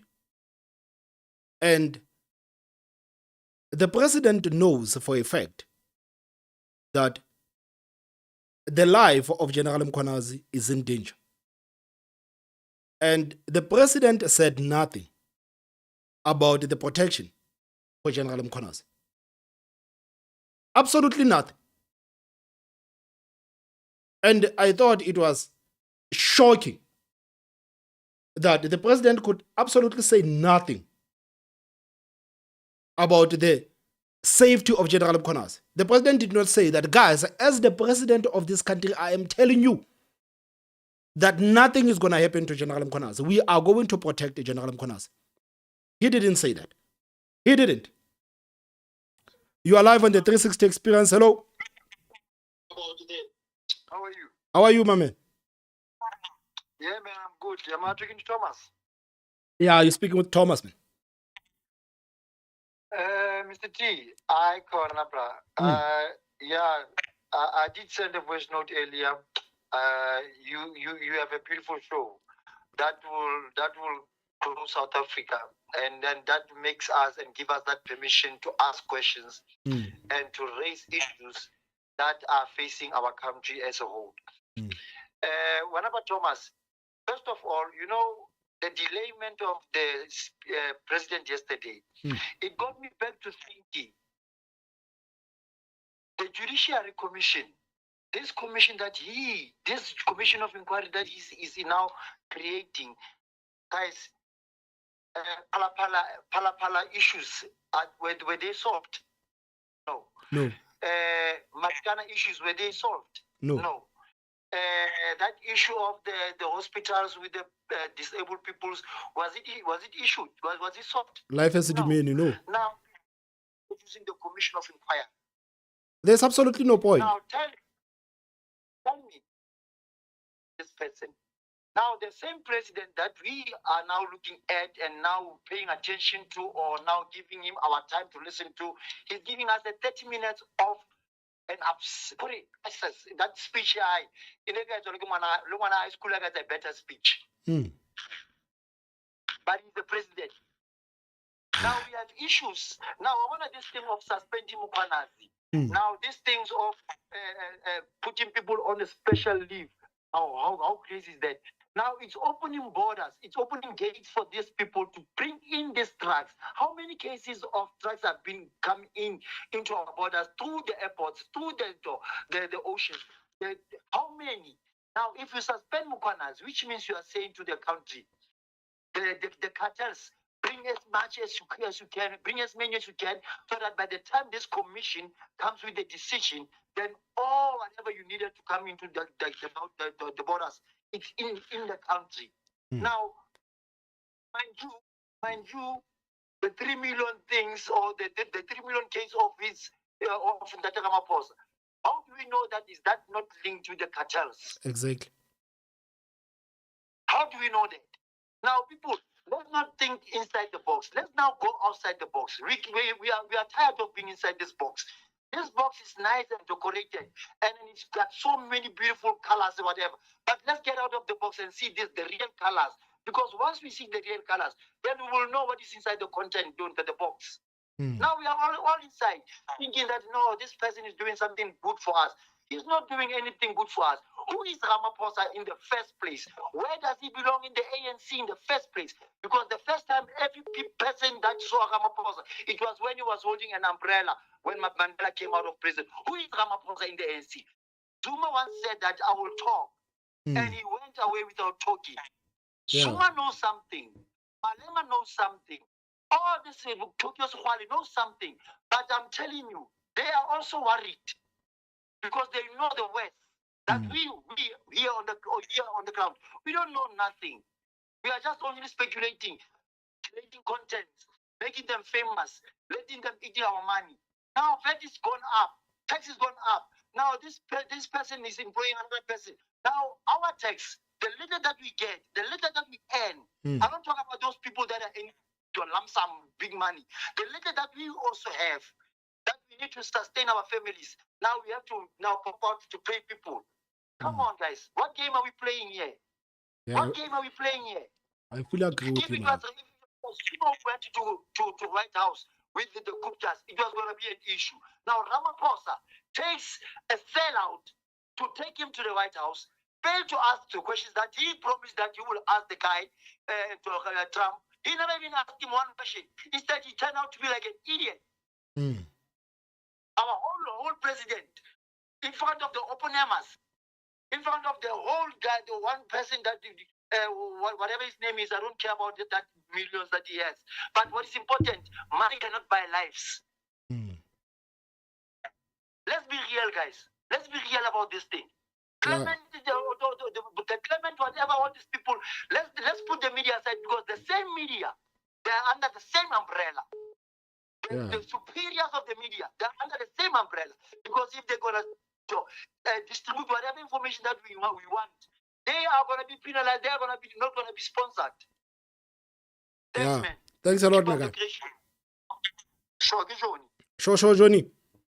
So, guys, the people are frustrated, man. People are frustrated a lot about the president and his inaction. People are super frustrated about the president and his inaction. So, guys, if you try to call and I don't take your call immediately, just remember that sometimes there are other people on the call. So, you need to try again. So I want to play this voice note. So I'm not going to say the name of the person because you remember on that previous voice note, I did say the name of the person, and on the voice note, the person said, I'm anonymous. So I feel bad for saying people's names. So I'm going to allow people to say the names by themselves. I'm listening from Orange Farm. The thing is here, people who vote for the ANC are also complicit. They're also doing the very same wrong things that the ANC is doing. It also implicates on the people who vote for the ANC. They are complicit to that. So I was thinking maybe similar people who do the similar podcast that you do, you guys should come together, maybe create our own dialogue. Maybe it's a national dialogue, it's still the same. Create our own national dialogue with other podcasters who do the similar thing as you are doing. I think that would actually benefit most of the people, because most of the people that do the similar thing that you do I think they have enough viewers to a point where we can be able to say we create our own national dialogue, come up with ideas, come up with ways of actually doing something about what's happening in this country. I don't know if it makes sense. Now, it makes sense. It makes absolute sense for the people who are doing content to actually come together. And you know, guys, when it actually comes to this thing of the people that are doing content, I actually have no problem with collaborating with other content creators. The only gripe that I have about South Africa and what has been happening in this country is that the only thing that I have is that I feel bad for the fact that most of the things that we talk about, average people on the street cannot see these things that we are talking about. And I think it was done on purpose that people must not have the internet. And the fact that there is not even a single political party that is raising this issue that South Africans do not have the internet. I know the people that are here, the people that can actually afford the internet, the people that can afford being in this space, sometimes we might be ignorant of the situation outside. But truth of the matter is that a lot of people in this country do not have the internet. And it is sad. It is so sad. It is so sad. It is so sad. So, guys, thank you so much, man, for keep watching. And please hit that like button, guys. Hit that like button. Hit that like button a lot. Hit that like button a lot. And, guys, please do not forget to use the WhatsApp line here. Send the voice note on this WhatsApp line so that I can hear your thoughts. Like I said, guys, earlier on, that I want to hear your thoughts today. I don't want to run my mouth, but I want to hear your thoughts. Let's hear what another subscriber say. Okay. Hey Thomas, love your channel, brother. Yeah, what more can be said about the situation that hasn't already been said? It's an utter disgrace. Yeah, I can't quite understand how there is zero accountability. There's why is it that external bodies can't press charges against these individuals? I will never know. Perhaps you can shed some light on this, but there's just zero accountability, and it's been like this for, yeah, I guess 30 years really, because nobody has gone to jail in the last 30 years with all of the corruption that has happened. yeah, it's just further indication that, further evidence that we are essentially run by a mafia, this country. And there's just no disputing it. And I don't know what the solution is really. Yeah, man, like speaking about the independent bodies and these people actually failing to press the charges and actually go after these people. You know, guys, after the revelations that were made by General Nhlanhla Mkhwanazi, I do not trust any of these people. I don't trust the NGOs. I don't trust the so-called independent groups. I don't trust the politicians. I don't trust the parliamentarians. I do not trust all of these people. I don't. Because the picture that was painted by General Mkhwanazi is scary. It is scary. When you actually sit down and think about it, it is scary that we have the politicians in this country, the people that are going around and promising people things. And these people are allegedly in the pockets of the people that are selling the drugs in this country. And when you sit back and realize that there is nothing that is happening on the war on crime, there is not a war on crime in this country. There is not a war on drugs in this country. It is so sad because right now it seems like even the NGOs, it seems like even these independent bodies, maybe they are in the pockets of the cartels. All of them. The whole lot of them. It seems like they are in the pockets of the cartels. That's what it seems like to me. Thomas, I want to make a proposal that the ratepayers stop paying their rates for 3 months. Just stop paying rates for 3 months. Keep your money aside, but do not pay your rates. If everybody stop paying their rates for 3 months, this government will feel it. We need to start with consumer boycotts to show we are serious. You are live on the 360 Experience. Hello. Hello, Thomas. How are you? No, I'm fine, thanks. And how are you, Tom? I'm good, Mama. I'm good. Thomas, ke phone ke le mo Harrison. Okay, Mama. Ke Gertrude. Okay, Mama, get root. Ke rona ba pele ba o phone ka ba o vote ka 1994. Okay, Mama. Ne re vota re khwile ka mkhobane ba re jotsa ka re tlo phela drinking a better life for all, ne? Yes, Mom. Sorry. But today, Kamra Mandela, the president is in a council, is a republic. Jolly, Hey, Mom. Jolly, something here, already told you, Thomas. Yeah, We Mom. have to go to the street, ne? Yes, Mom. We have to go to the street and fight like we did back home before 1990, before 1994. Yes, Mom. Ne ke le teacher ne ke tshwara book ke ne ke se lasa se go tsa ntshutla ne. Yes, Mom. Today how we striking gore di ntho di loke Thomas gore di ntho di loke how o lwanile. Yes, In South Africa re tlo dula ntse re latse re complain how we went until na ntse ke matha le yona ANC but I'm fed up. Yes, Mom. Strata ke tsona fela tse tla lokisa. Ke a leboha Thomas. Thank you so much, Mama. Okay, thank you.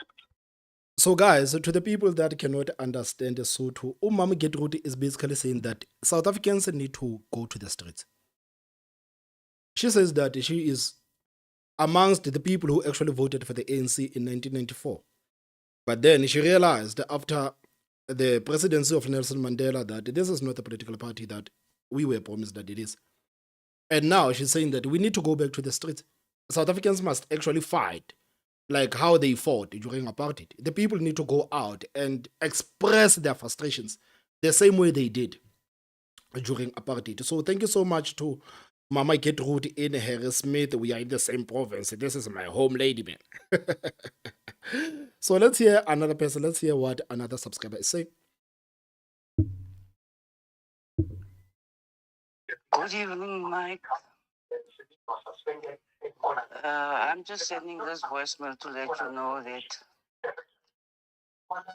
Ramaphosa is a disgrace.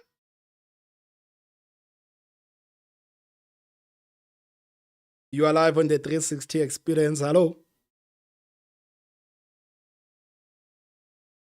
Hello. Hello. Hello. Hello, my sister. Hello. Hello, you're speaking with Thomas. You are live. Hello. Hello, my sis. Hey, how are you? I'm fine, and you? I'm good. Am I speaking to this live Yes.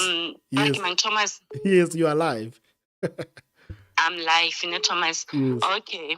Hi, Thomas. We are so disappointed. We are so angry. We are so frustrated with our president. Actually, this man, we cannot even wait for 2029 for the election. This man must be taken out of government. Actually, we must vote him out. ANC must just fall. The only solution to this is not to wait for this 3 months thing of his and his people. We cannot even take it anymore. This man must just go because of he's not for South Africans. He's on his own. He's doing his own in our own country. He forgets that we are the same people that vote him into power. But today, what he's doing to us, it's a slap. It's like a betrayal.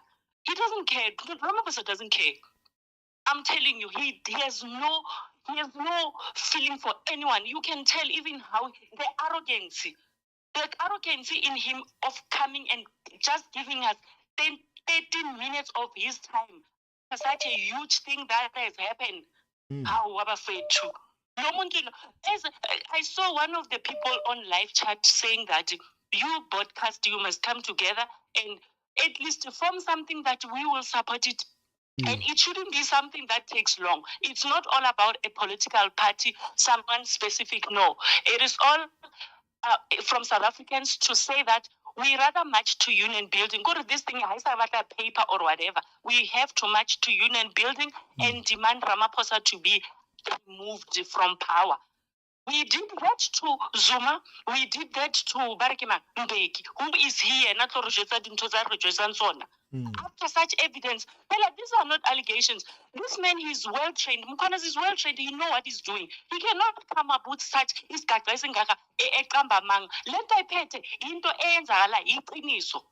So Yena is still busy protecting his wealth and everything. However, Fetu, as South Africans, let's go back to the field. Yeah. As Mukwanas said. Yes, ma'am. Thank you so much. Thank you, dear. Thank you so much, ma'am. So you can hear, guys, people are frustrated, man. People are frustrated.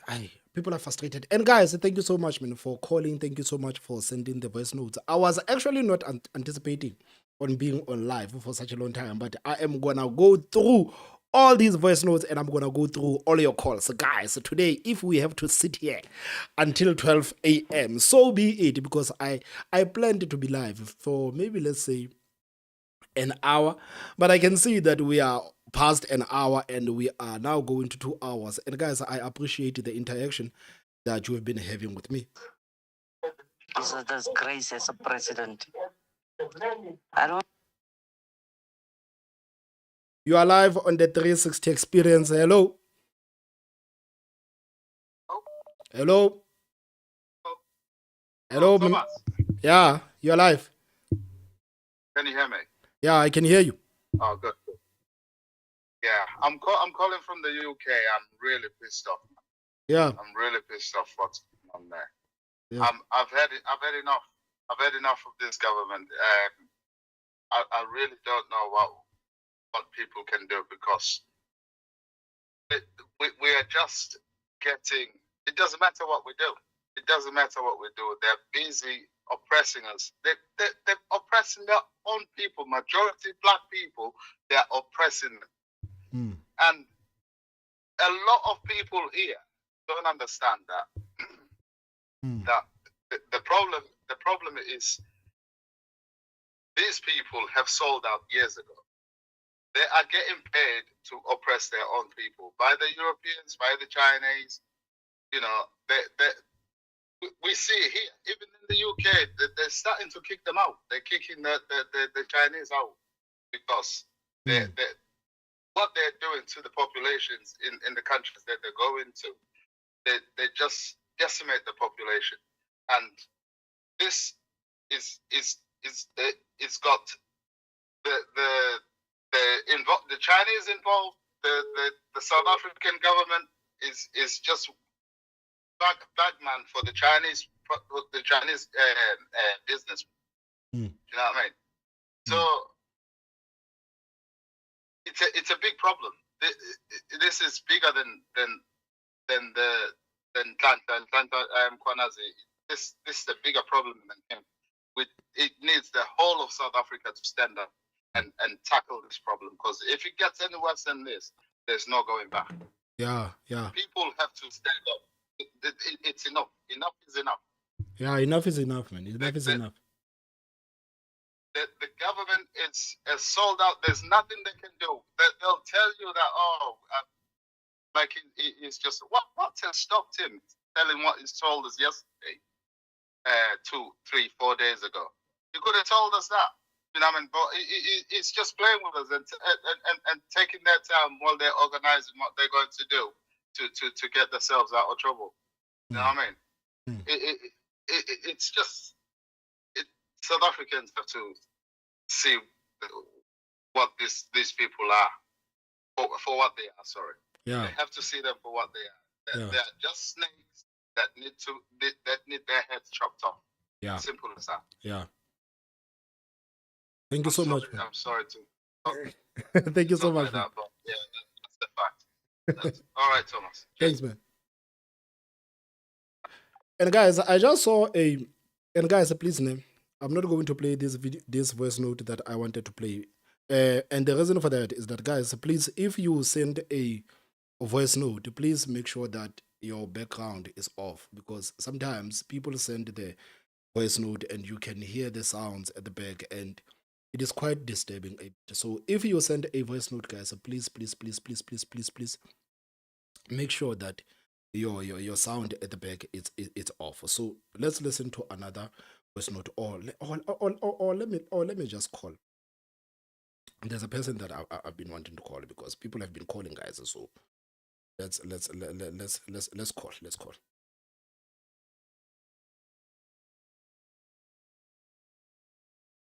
And I agree with most of the things you're saying there, Kustas. Also, the president doesn't get involved in the operations of the SAPS, so he can't be talking. You are live on the 360 experience with Thomas Maba. So how are you, man? Hey, man, who you wanted, Thomas? I'm good, and you, my guy? Thank you so much. You're speaking to Sindile here in Krugersdorp. Okay, Sindile. Hello, Thomas? Yeah, you can go ahead, Sindile. Hello? Yeah, I hear you. Can you hear me? Yeah, I can hear you. All right, thank you, Thomas. You know, what you are doing with this calling thing, it's a great thing. It's a great initiative, my brother. We really appreciate it. We South Africans would like to engage. We'll treat this platform of yours with the greatest respect that it deserves. And we'll give you the greatest respect like we do in radio stations. That's a great initiative, my brother.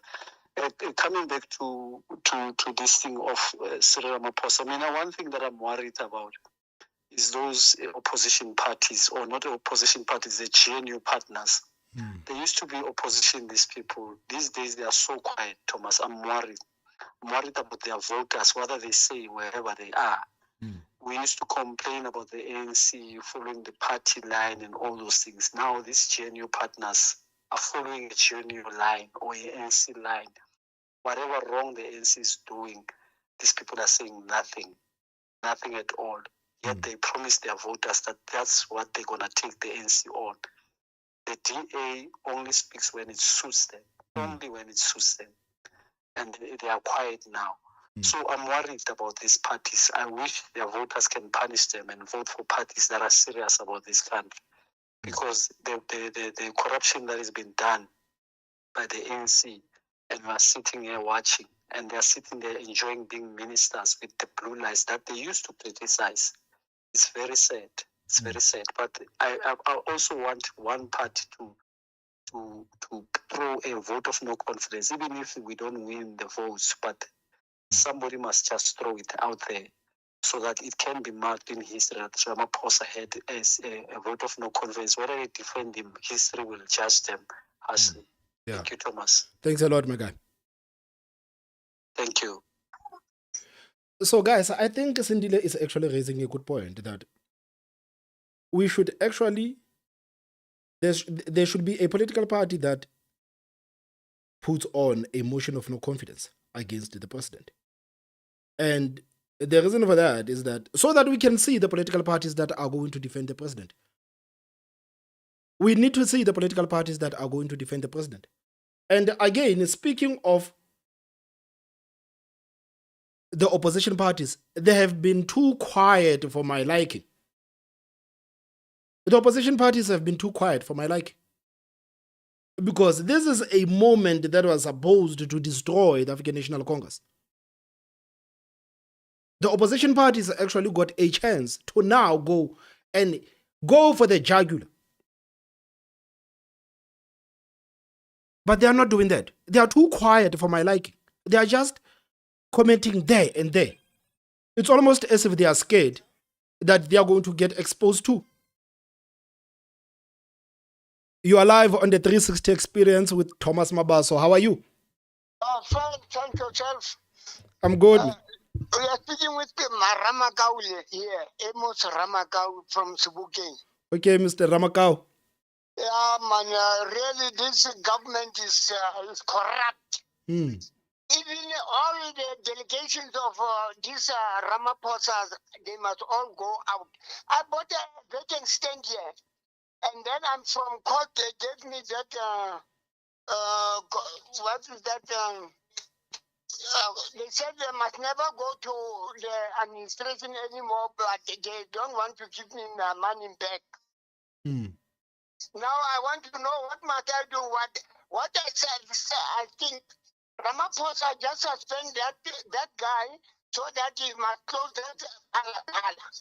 He closed his own job of Pala. That's why he wants his brother-in-law to be a president so that those cases must finish. And I hope he must go to prison. If they arrest him today, tomorrow I'll be arrested. Yeah. I want to follow him, and then he will tell me what to do. All right, Mr. Ramakau. Somebody more Mr. Ramakau. No, Ramaphosa must go. Yeah. Finish it. But we mustn't vote for for MK or EFF. Yeah, they say you vote for those two parties, you vote for ANC. Yeah. Okay, Mr. Ramakaya, thank you, man. Thanks a lot. Bye. Thanks, man. And guys, speaking of opposition parties,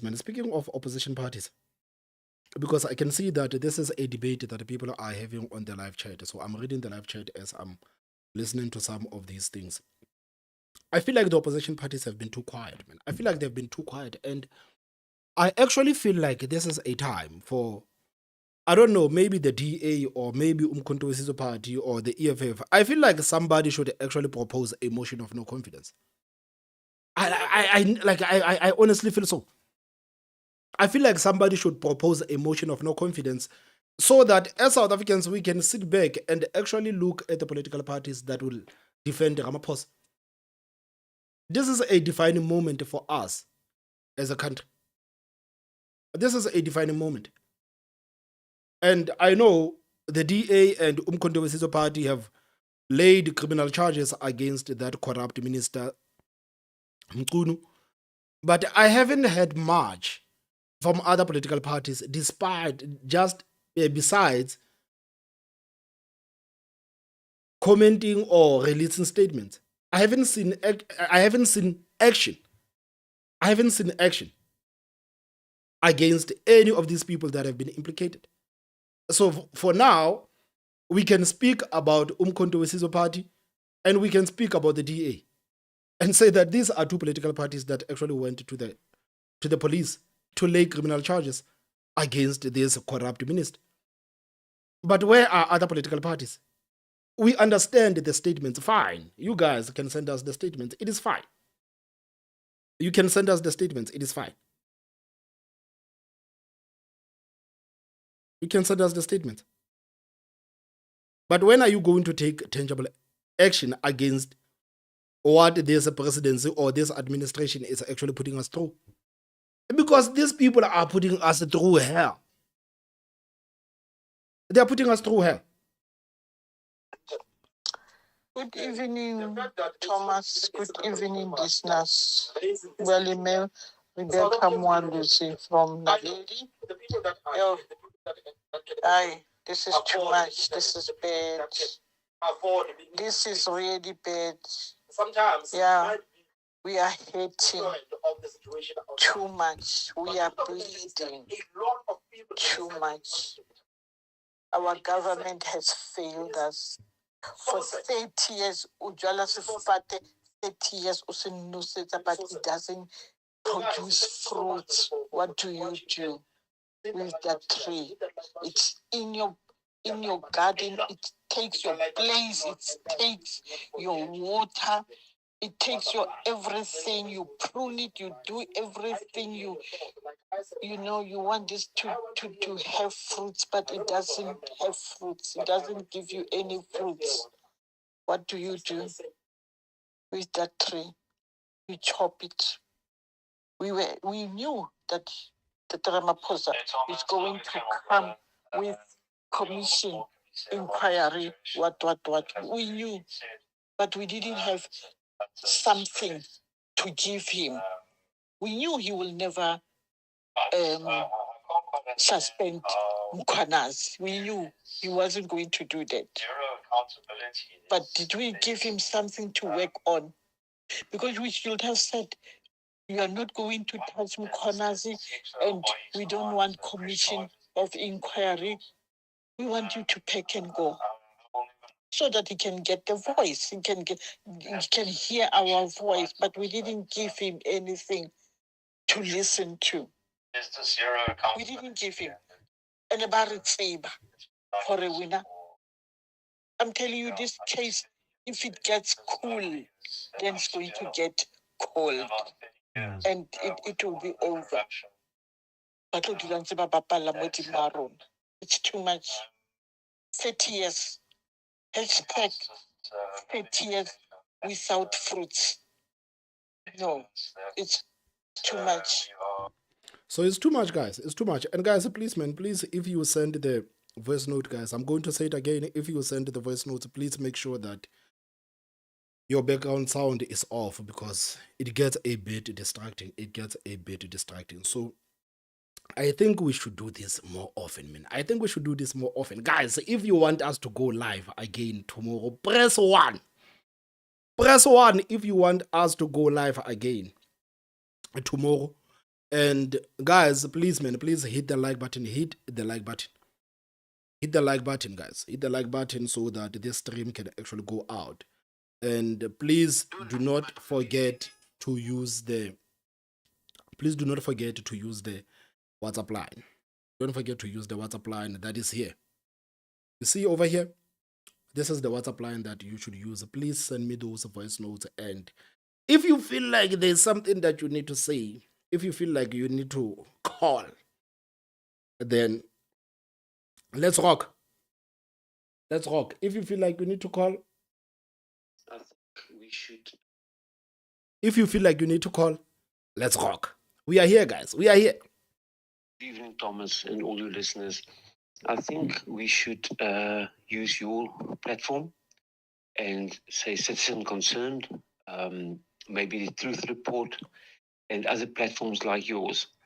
Compile 5 to 10 questions to the president, all right, demanding him to answer it. He needs to know who is employing him. We cannot let these people make decisions for us. They cannot decide for us, okay? So I was thinking if we can do something like that and get it in mainstream media, on all platforms, demand answers, all right, on a whole host of issues. This is one issue.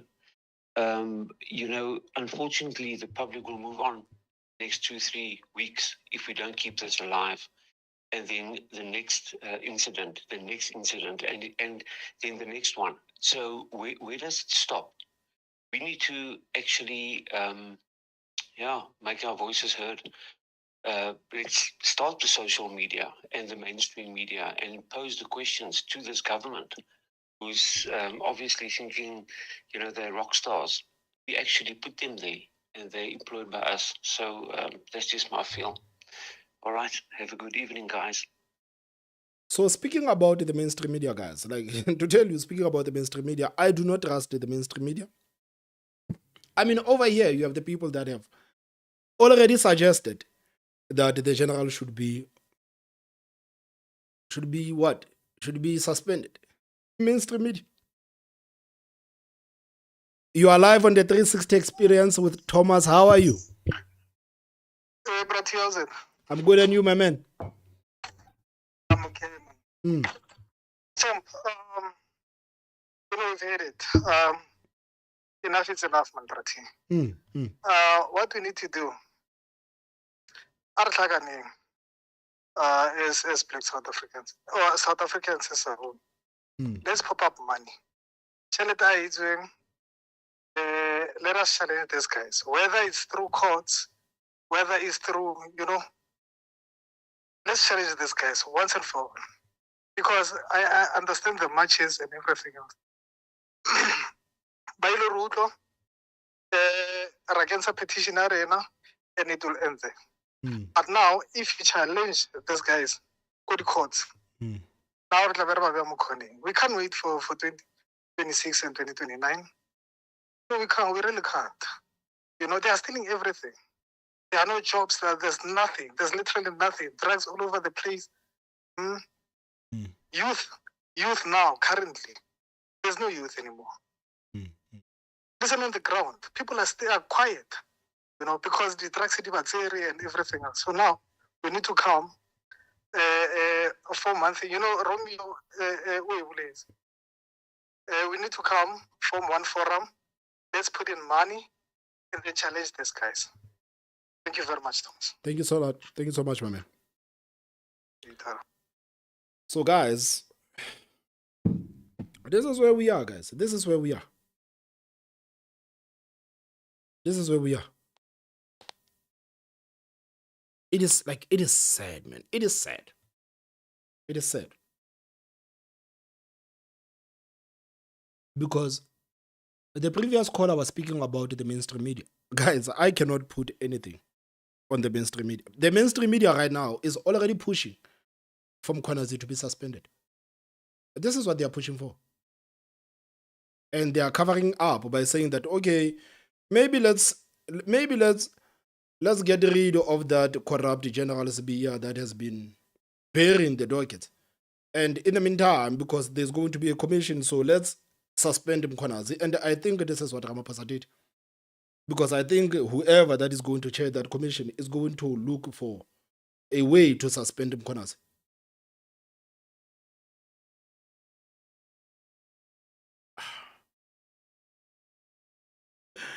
And I don't know, guys, about where you live, but where I live, there's no sense of agency, man. Like, you don't go around and feeling like people are frustrated about what has been happening. You don't feel like people are being frustrated. That's why I say, like, the people that are pissed off about what is happening in the country right now, it is a minority. We are a minority. We are a minority. We are a minority. Because it is clear as day that the majority of the voters in this country, they are happy with what the ANC has been doing. They are happy. They voted for the ANC. They voted for the ANC. You are alive on the 360 experience with Thomas Mabaso. How are you? I'm fine.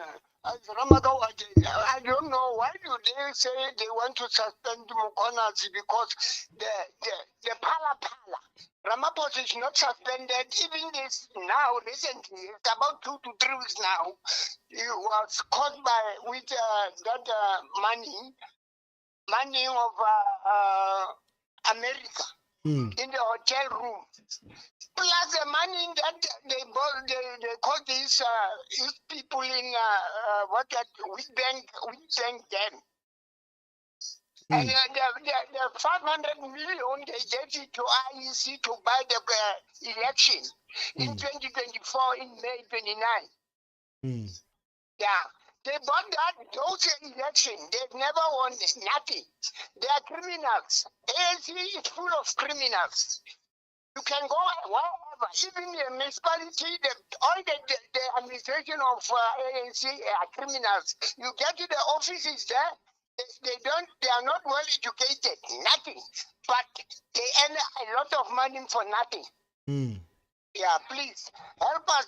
We must vote these people out. Mukonas must stay. He's the best policeman you can ever get in the whole republic as it is. Yeah. Thank you. Thank you so much, man. It is bad, guys. It is bad. How's it, Thomas? Yeah, I'm pretty disappointed with the people of South Africa.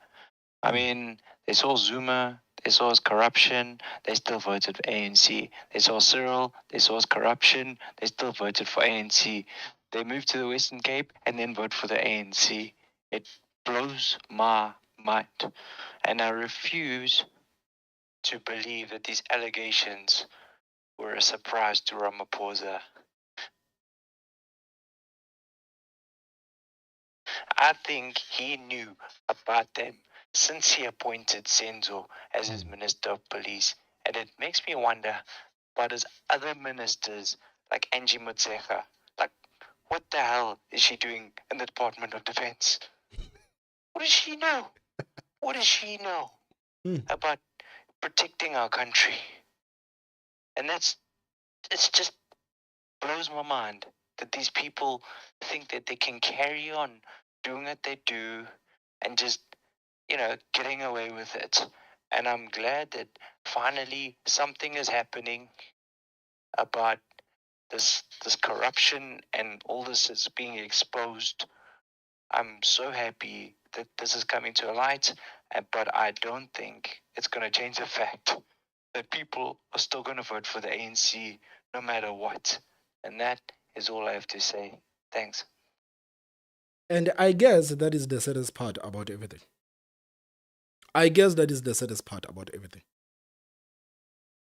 The fact that we have the people that are still going to vote for the ANC.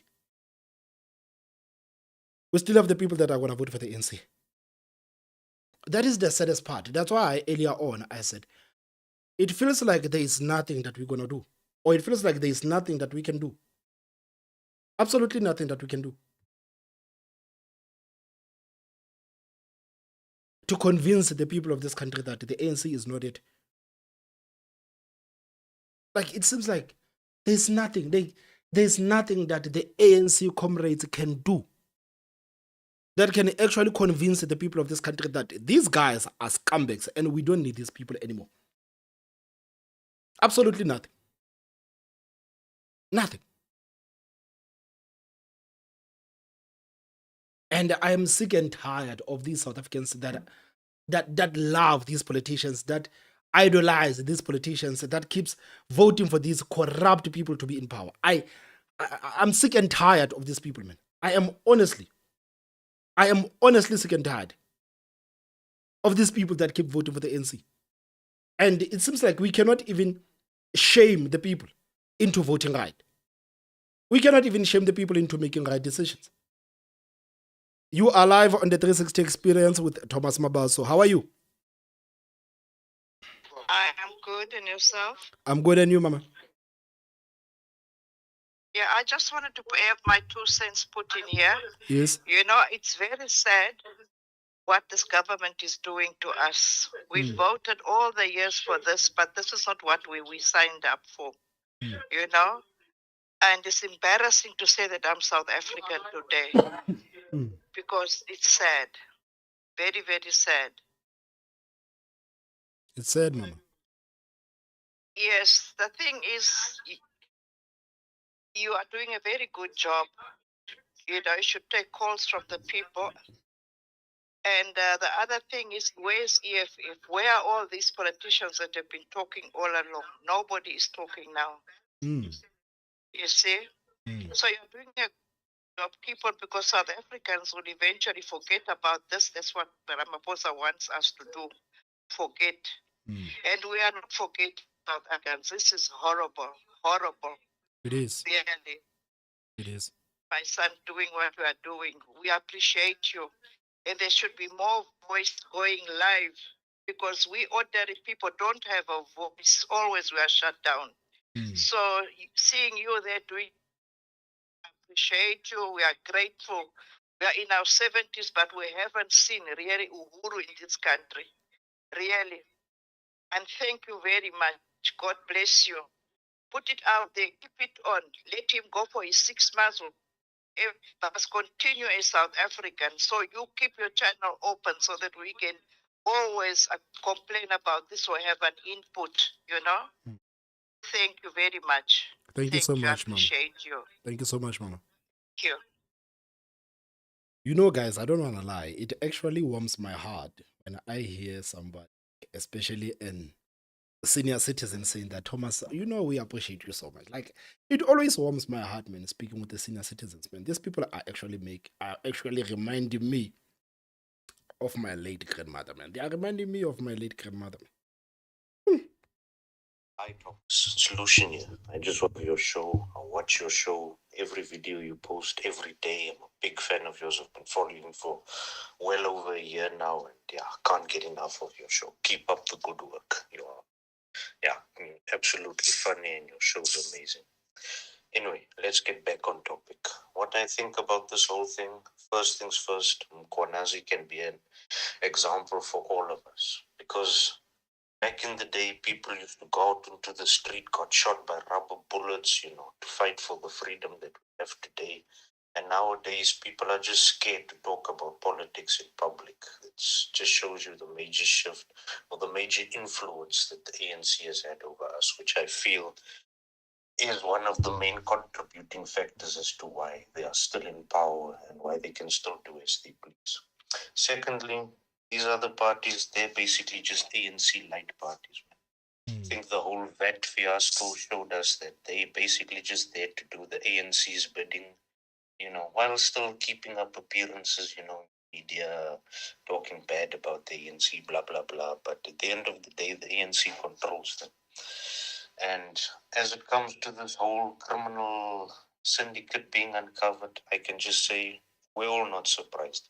Every South African knows that this has been going on. It's just we didn't have the evidence, the hardcore evidence to actually show it, to convince ANC voters of otherwise. But no, I'm actually happy that all of this came out. And as much as I'm upset with Ramaphosa's pathetic, weak actions, I can just say that he's showing us his true colors and where his priorities lie. It's not within South Africa. It's not for the betterment of people. In fact, he just shows that his priorities lie with keeping the people in his party happy, even if that means that people are starving, people are dying, and people are barely getting by in this country. And that is the truth, man. That is the God's honest truth. That is the truth.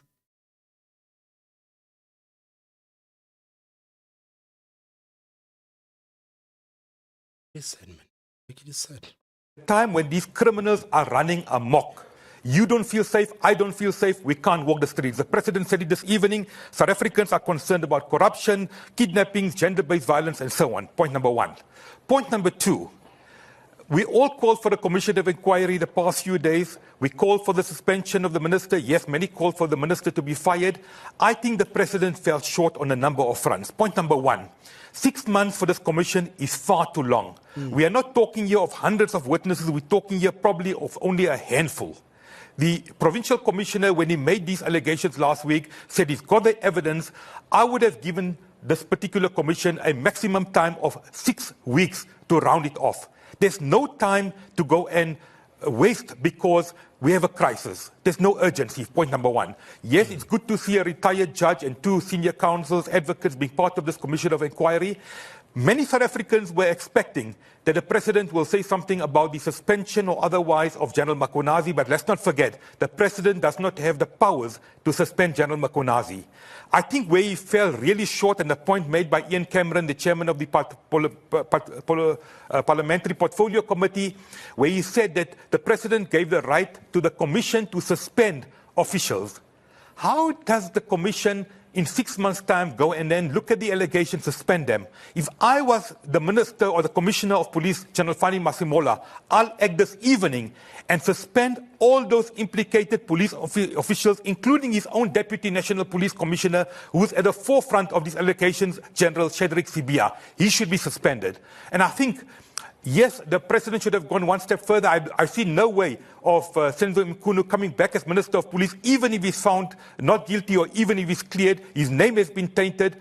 And I think the president fell short. And I think many South Africans were even expecting a mini cabinet reshuffle tonight. I think many South Africans are disappointed because we know other cabinet ministers involved in wrongdoing are just ignored. Because there's an outcry here, the president is acting, which is good, but I don't think he went far enough. The time when these... Of course, he didn't go far enough. Of course. And if Ramaphosa knows that this scandal was so damaging to the image of the minister, and why didn't he just fire the minister? Because right now, it seems like Ramaphosa and Mchunu, they are planning on how they are going to whistle Mchunu back into the ministerial position. Why didn't he just fire Mchunu? Because as the president, you should be able to say that about Mchunu, man, what you did. I cannot protect you as the president. I cannot protect you. Your name is tainted. And clearly, if I bring you back, there's going to be a lot of backlash. But right now, I feel like this story is completely different. This story is different in a sense that South Africans, as the citizens, we are the ones that are frustrated and that are expressing their frustrations about the development of this thing. But when you look at the politicians, when you look at the political parties, their silence is deafening. There's silence amongst the political class. And this story is different because the people are the ones that are expressing their frustrations. And if it was something else, I'm sure that these politicians would be out and complaining and making noise. But the general said that these politicians are working with these criminal syndicates. Is that the reason why some of these politicians have been quiet? Is that the reason why? Is that the reason why these people have been quiet? Because surely it looks like that. It looks like some of these people are actually scared of being exposed. Because if this was another issue, these people would be all over the place. But somehow they are quiet. They are quiet. And we should pay attention to how quiet these people have been. We should pay attention to the inaction of these people. They have been too quiet for my liking, man. They have been too quiet for my liking. They've been too quiet. Are these people also implicated in these things? Are they implicated too? Are they implicated? Are they scared that the general is going to blow their cuff? It is a mess. It is a mess, man. It is a mess. Yeah, Thomas, it's bad what le nto yenzekayo. Otherwise, Thomas, ehlobo ndibona ngayo, because same simos Ramaphosa njengoba elibazisa le nto esenza le inquiry, because umkhwana singathi somehow i-contract yakhe izawuphela. Not sure no apha kuJune, kuJuly okanye August. And because even kula press conference yakhe, they didn't mention ngomkhwanas how to be protected. maybe uyayazi uba i-contract yamkhwanazi iyaphela ngoku isecicini loba izawuphela mhlawumbi bazoyirenyuwisha because of these allegations azenzileyo mkhwanazi. Singalibali kaloku usenzo Mchunu ngulo waye wathi into yasephalaphala is a secret into yasephalaphala i-secret kakhulu, so ayinokwazi usherwa in public. So zezinye ii-cover-ups ke ezi angazenza for ukuzenzela unantuka ukwenzela usenzo Mchunu. And zikhona ii-rumors ezithi kwaUramaphosa ingathi uyafuna usenzo Mchunu uba abe yi-next president ye-ANC, so that azawukwazi ukhava izinto zakhe naye xa iphumile akwazi umkhavela. So it's a mess, and South Africans, if asiyijonge indlela esivota ngayo, i-ANC is fairly dismal. So guys, this guy is actually raising a good point, and he's speaking about the fact that you remember that Senzo Mchunu is the one that actually buried that report of Palapala. And we also heard that Senzo Mchunu is one of the front runners for the conference of the ANC in 27. And the guy is speaking about that there's a rumor that Ramaphosa actually wants Senzo Mchunu to be the president of the ANC so that he can continue doing what he does best, which is burying things that are going to take Ramaphosa down. And looking at how Ramaphosa treated Mchunu, it is clear that there is something that the minister has on the president. And as a South African, I don't like having a president that is compromised. Because right now, Ramaphosa looks like a president that is completely compromised. You are live on the 360 experience with Thomas Mabaso. How are you? All right, you. I'm good, man. Thank you very much, Mr. Mabaso. Yeah, we must go to the street to avoid disease or because of that people is very, very dangerous. People are dying, and then also are dying with the drugs. They are doing nothing about that. Also, the crime. So we must go to the march to the Yeah. So only thing, we must vote out that people. Yeah. Yeah. Thank you very much, Minister. Thank you so much, man. Thank you. So guys, people are saying that we should go to the streets. Let's take it to the streets. We are sick and tired. Let's go to the streets. Look, Thomas, you're speaking to Tito. We think these guys are actually a coordinated thing that they are running. We can't continue to allow this as a country. I think, indeed, we agree with those who are saying we should be on the streets. This is coordinated. Senzo Mchunu must be fired. We understand that he rescued the president on the Palapala issue. But the unfortunate part of it is that we are in the brink of collapse as a country. We are now a banana state. We are now a mafia state. We are in the brink of collapse. They are looting horrible, running coordinated looting. Yeah, guys, like we already said, that we cannot loot. We cannot loot in the name of General Mkhwanazi. We need to respect General Mkhwanazi. General Mkhwanazi is an anti-crime hero. He hates crime. He hates crime. He hates crime. So if it happens that the people of this country actually take it to the streets, looting cannot be condoned, guys. looting cannot be condoned, because even the political party that the people are planning to protest against, they might actually plant a couple of people so that they can cause a mess, and the media will actually focus on these people causing a mess instead of the protest and what the protest is about. So we need to understand that we cannot loot, we cannot destroy property, we cannot destroy the businesses, we cannot destroy people's livelihoods in the name of General Mkhonas. We cannot do that.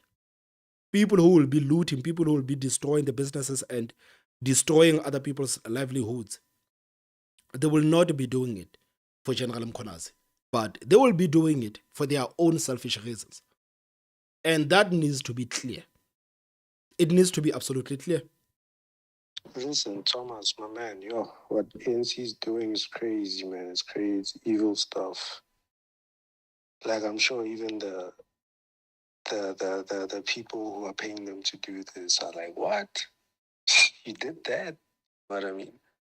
So I think we shouldn't get too mad with the votes that the people in the rural areas vote NC, because one person I know told me that these guys literally have IEC like papers, and then they go to house by house, and then they ask the women or the grannies and or the grandpas to vote NC, no vote NC type of vibe. So it's under duress most of the time. I did hear, however, most of the churches now are telling their members not to vote ANC. I wouldn't blame them. They're probably shocked about what they heard from the general. But yeah, man, we need an organization, man. This thing of talking is not helping. All the podcasters that people trust should come together, donate 20,000 members to a fund. You know what I mean? We need to fund something like AfriForum. Unfortunately, AfriForum is perceived to be for Afrikaners, but like we need one for everyone. And the best way to get people into it is to bring all the racist podcasters together, in quotation marks. Maybe a guy like Note, bring what's that, Ronaldo, those types of guys yourself. You'll be like the center. But yeah, man, it's crazy out here. So shout out to Tiamo from Gauteng. So guys, this is Tiamo who just sent the voice note. So guys, I'm actually thinking of closing the stream, and we've been on for some time, and I'm quite tired myself. I'm quite tired myself, but I actually, guys, I appreciate the fact that you've interacted with me, and I know that I cannot go through even all of these messages that are coming in the phone and all of the messages that are in the live chat, but you guys just know that I appreciate you so much, and I appreciate you so much, and I love the fact that we are in this space right now where we can actually listen to each other, and we should fight for this country, guys. We should fight for this country. We have children. I'm sure that many of us actually do have children, or if you don't have children, you have nieces, you have nephews, and this is the world that, and this is the country that they are going to inherit from us. And we cannot allow the people that have been destroying this country for the past 30 years to continue destroying this country even for ourselves. It is sad, man. It is sad that this is what we are, where we are, and these are kind of conversations that we are having right now. We should be talking about the fourth industrial revolution, nanotechnology, blockchains, but no. You are live on the 360 experience with Thomas Mabaso. Hello. How are you, man? Yeah, I'm fine, brother. I'm fine. Thanks, brother. I just wanted to add also on the other guy that just spoke to you now, what he said about the voting and all that. I think the other problem that we have in this country is doesn't want to vote. You know, when you go to the streets, you find that one that's complaining about it. He has the numbers. Problem is, doesn't want to go to the vote machine and stand that long queues. That's the problem. But like we don't have the numbers, we do have the numbers. But if you can just encourage, go and vote. That's all we need. Because this old granny fathers, they're trying to go and stand there for the vote.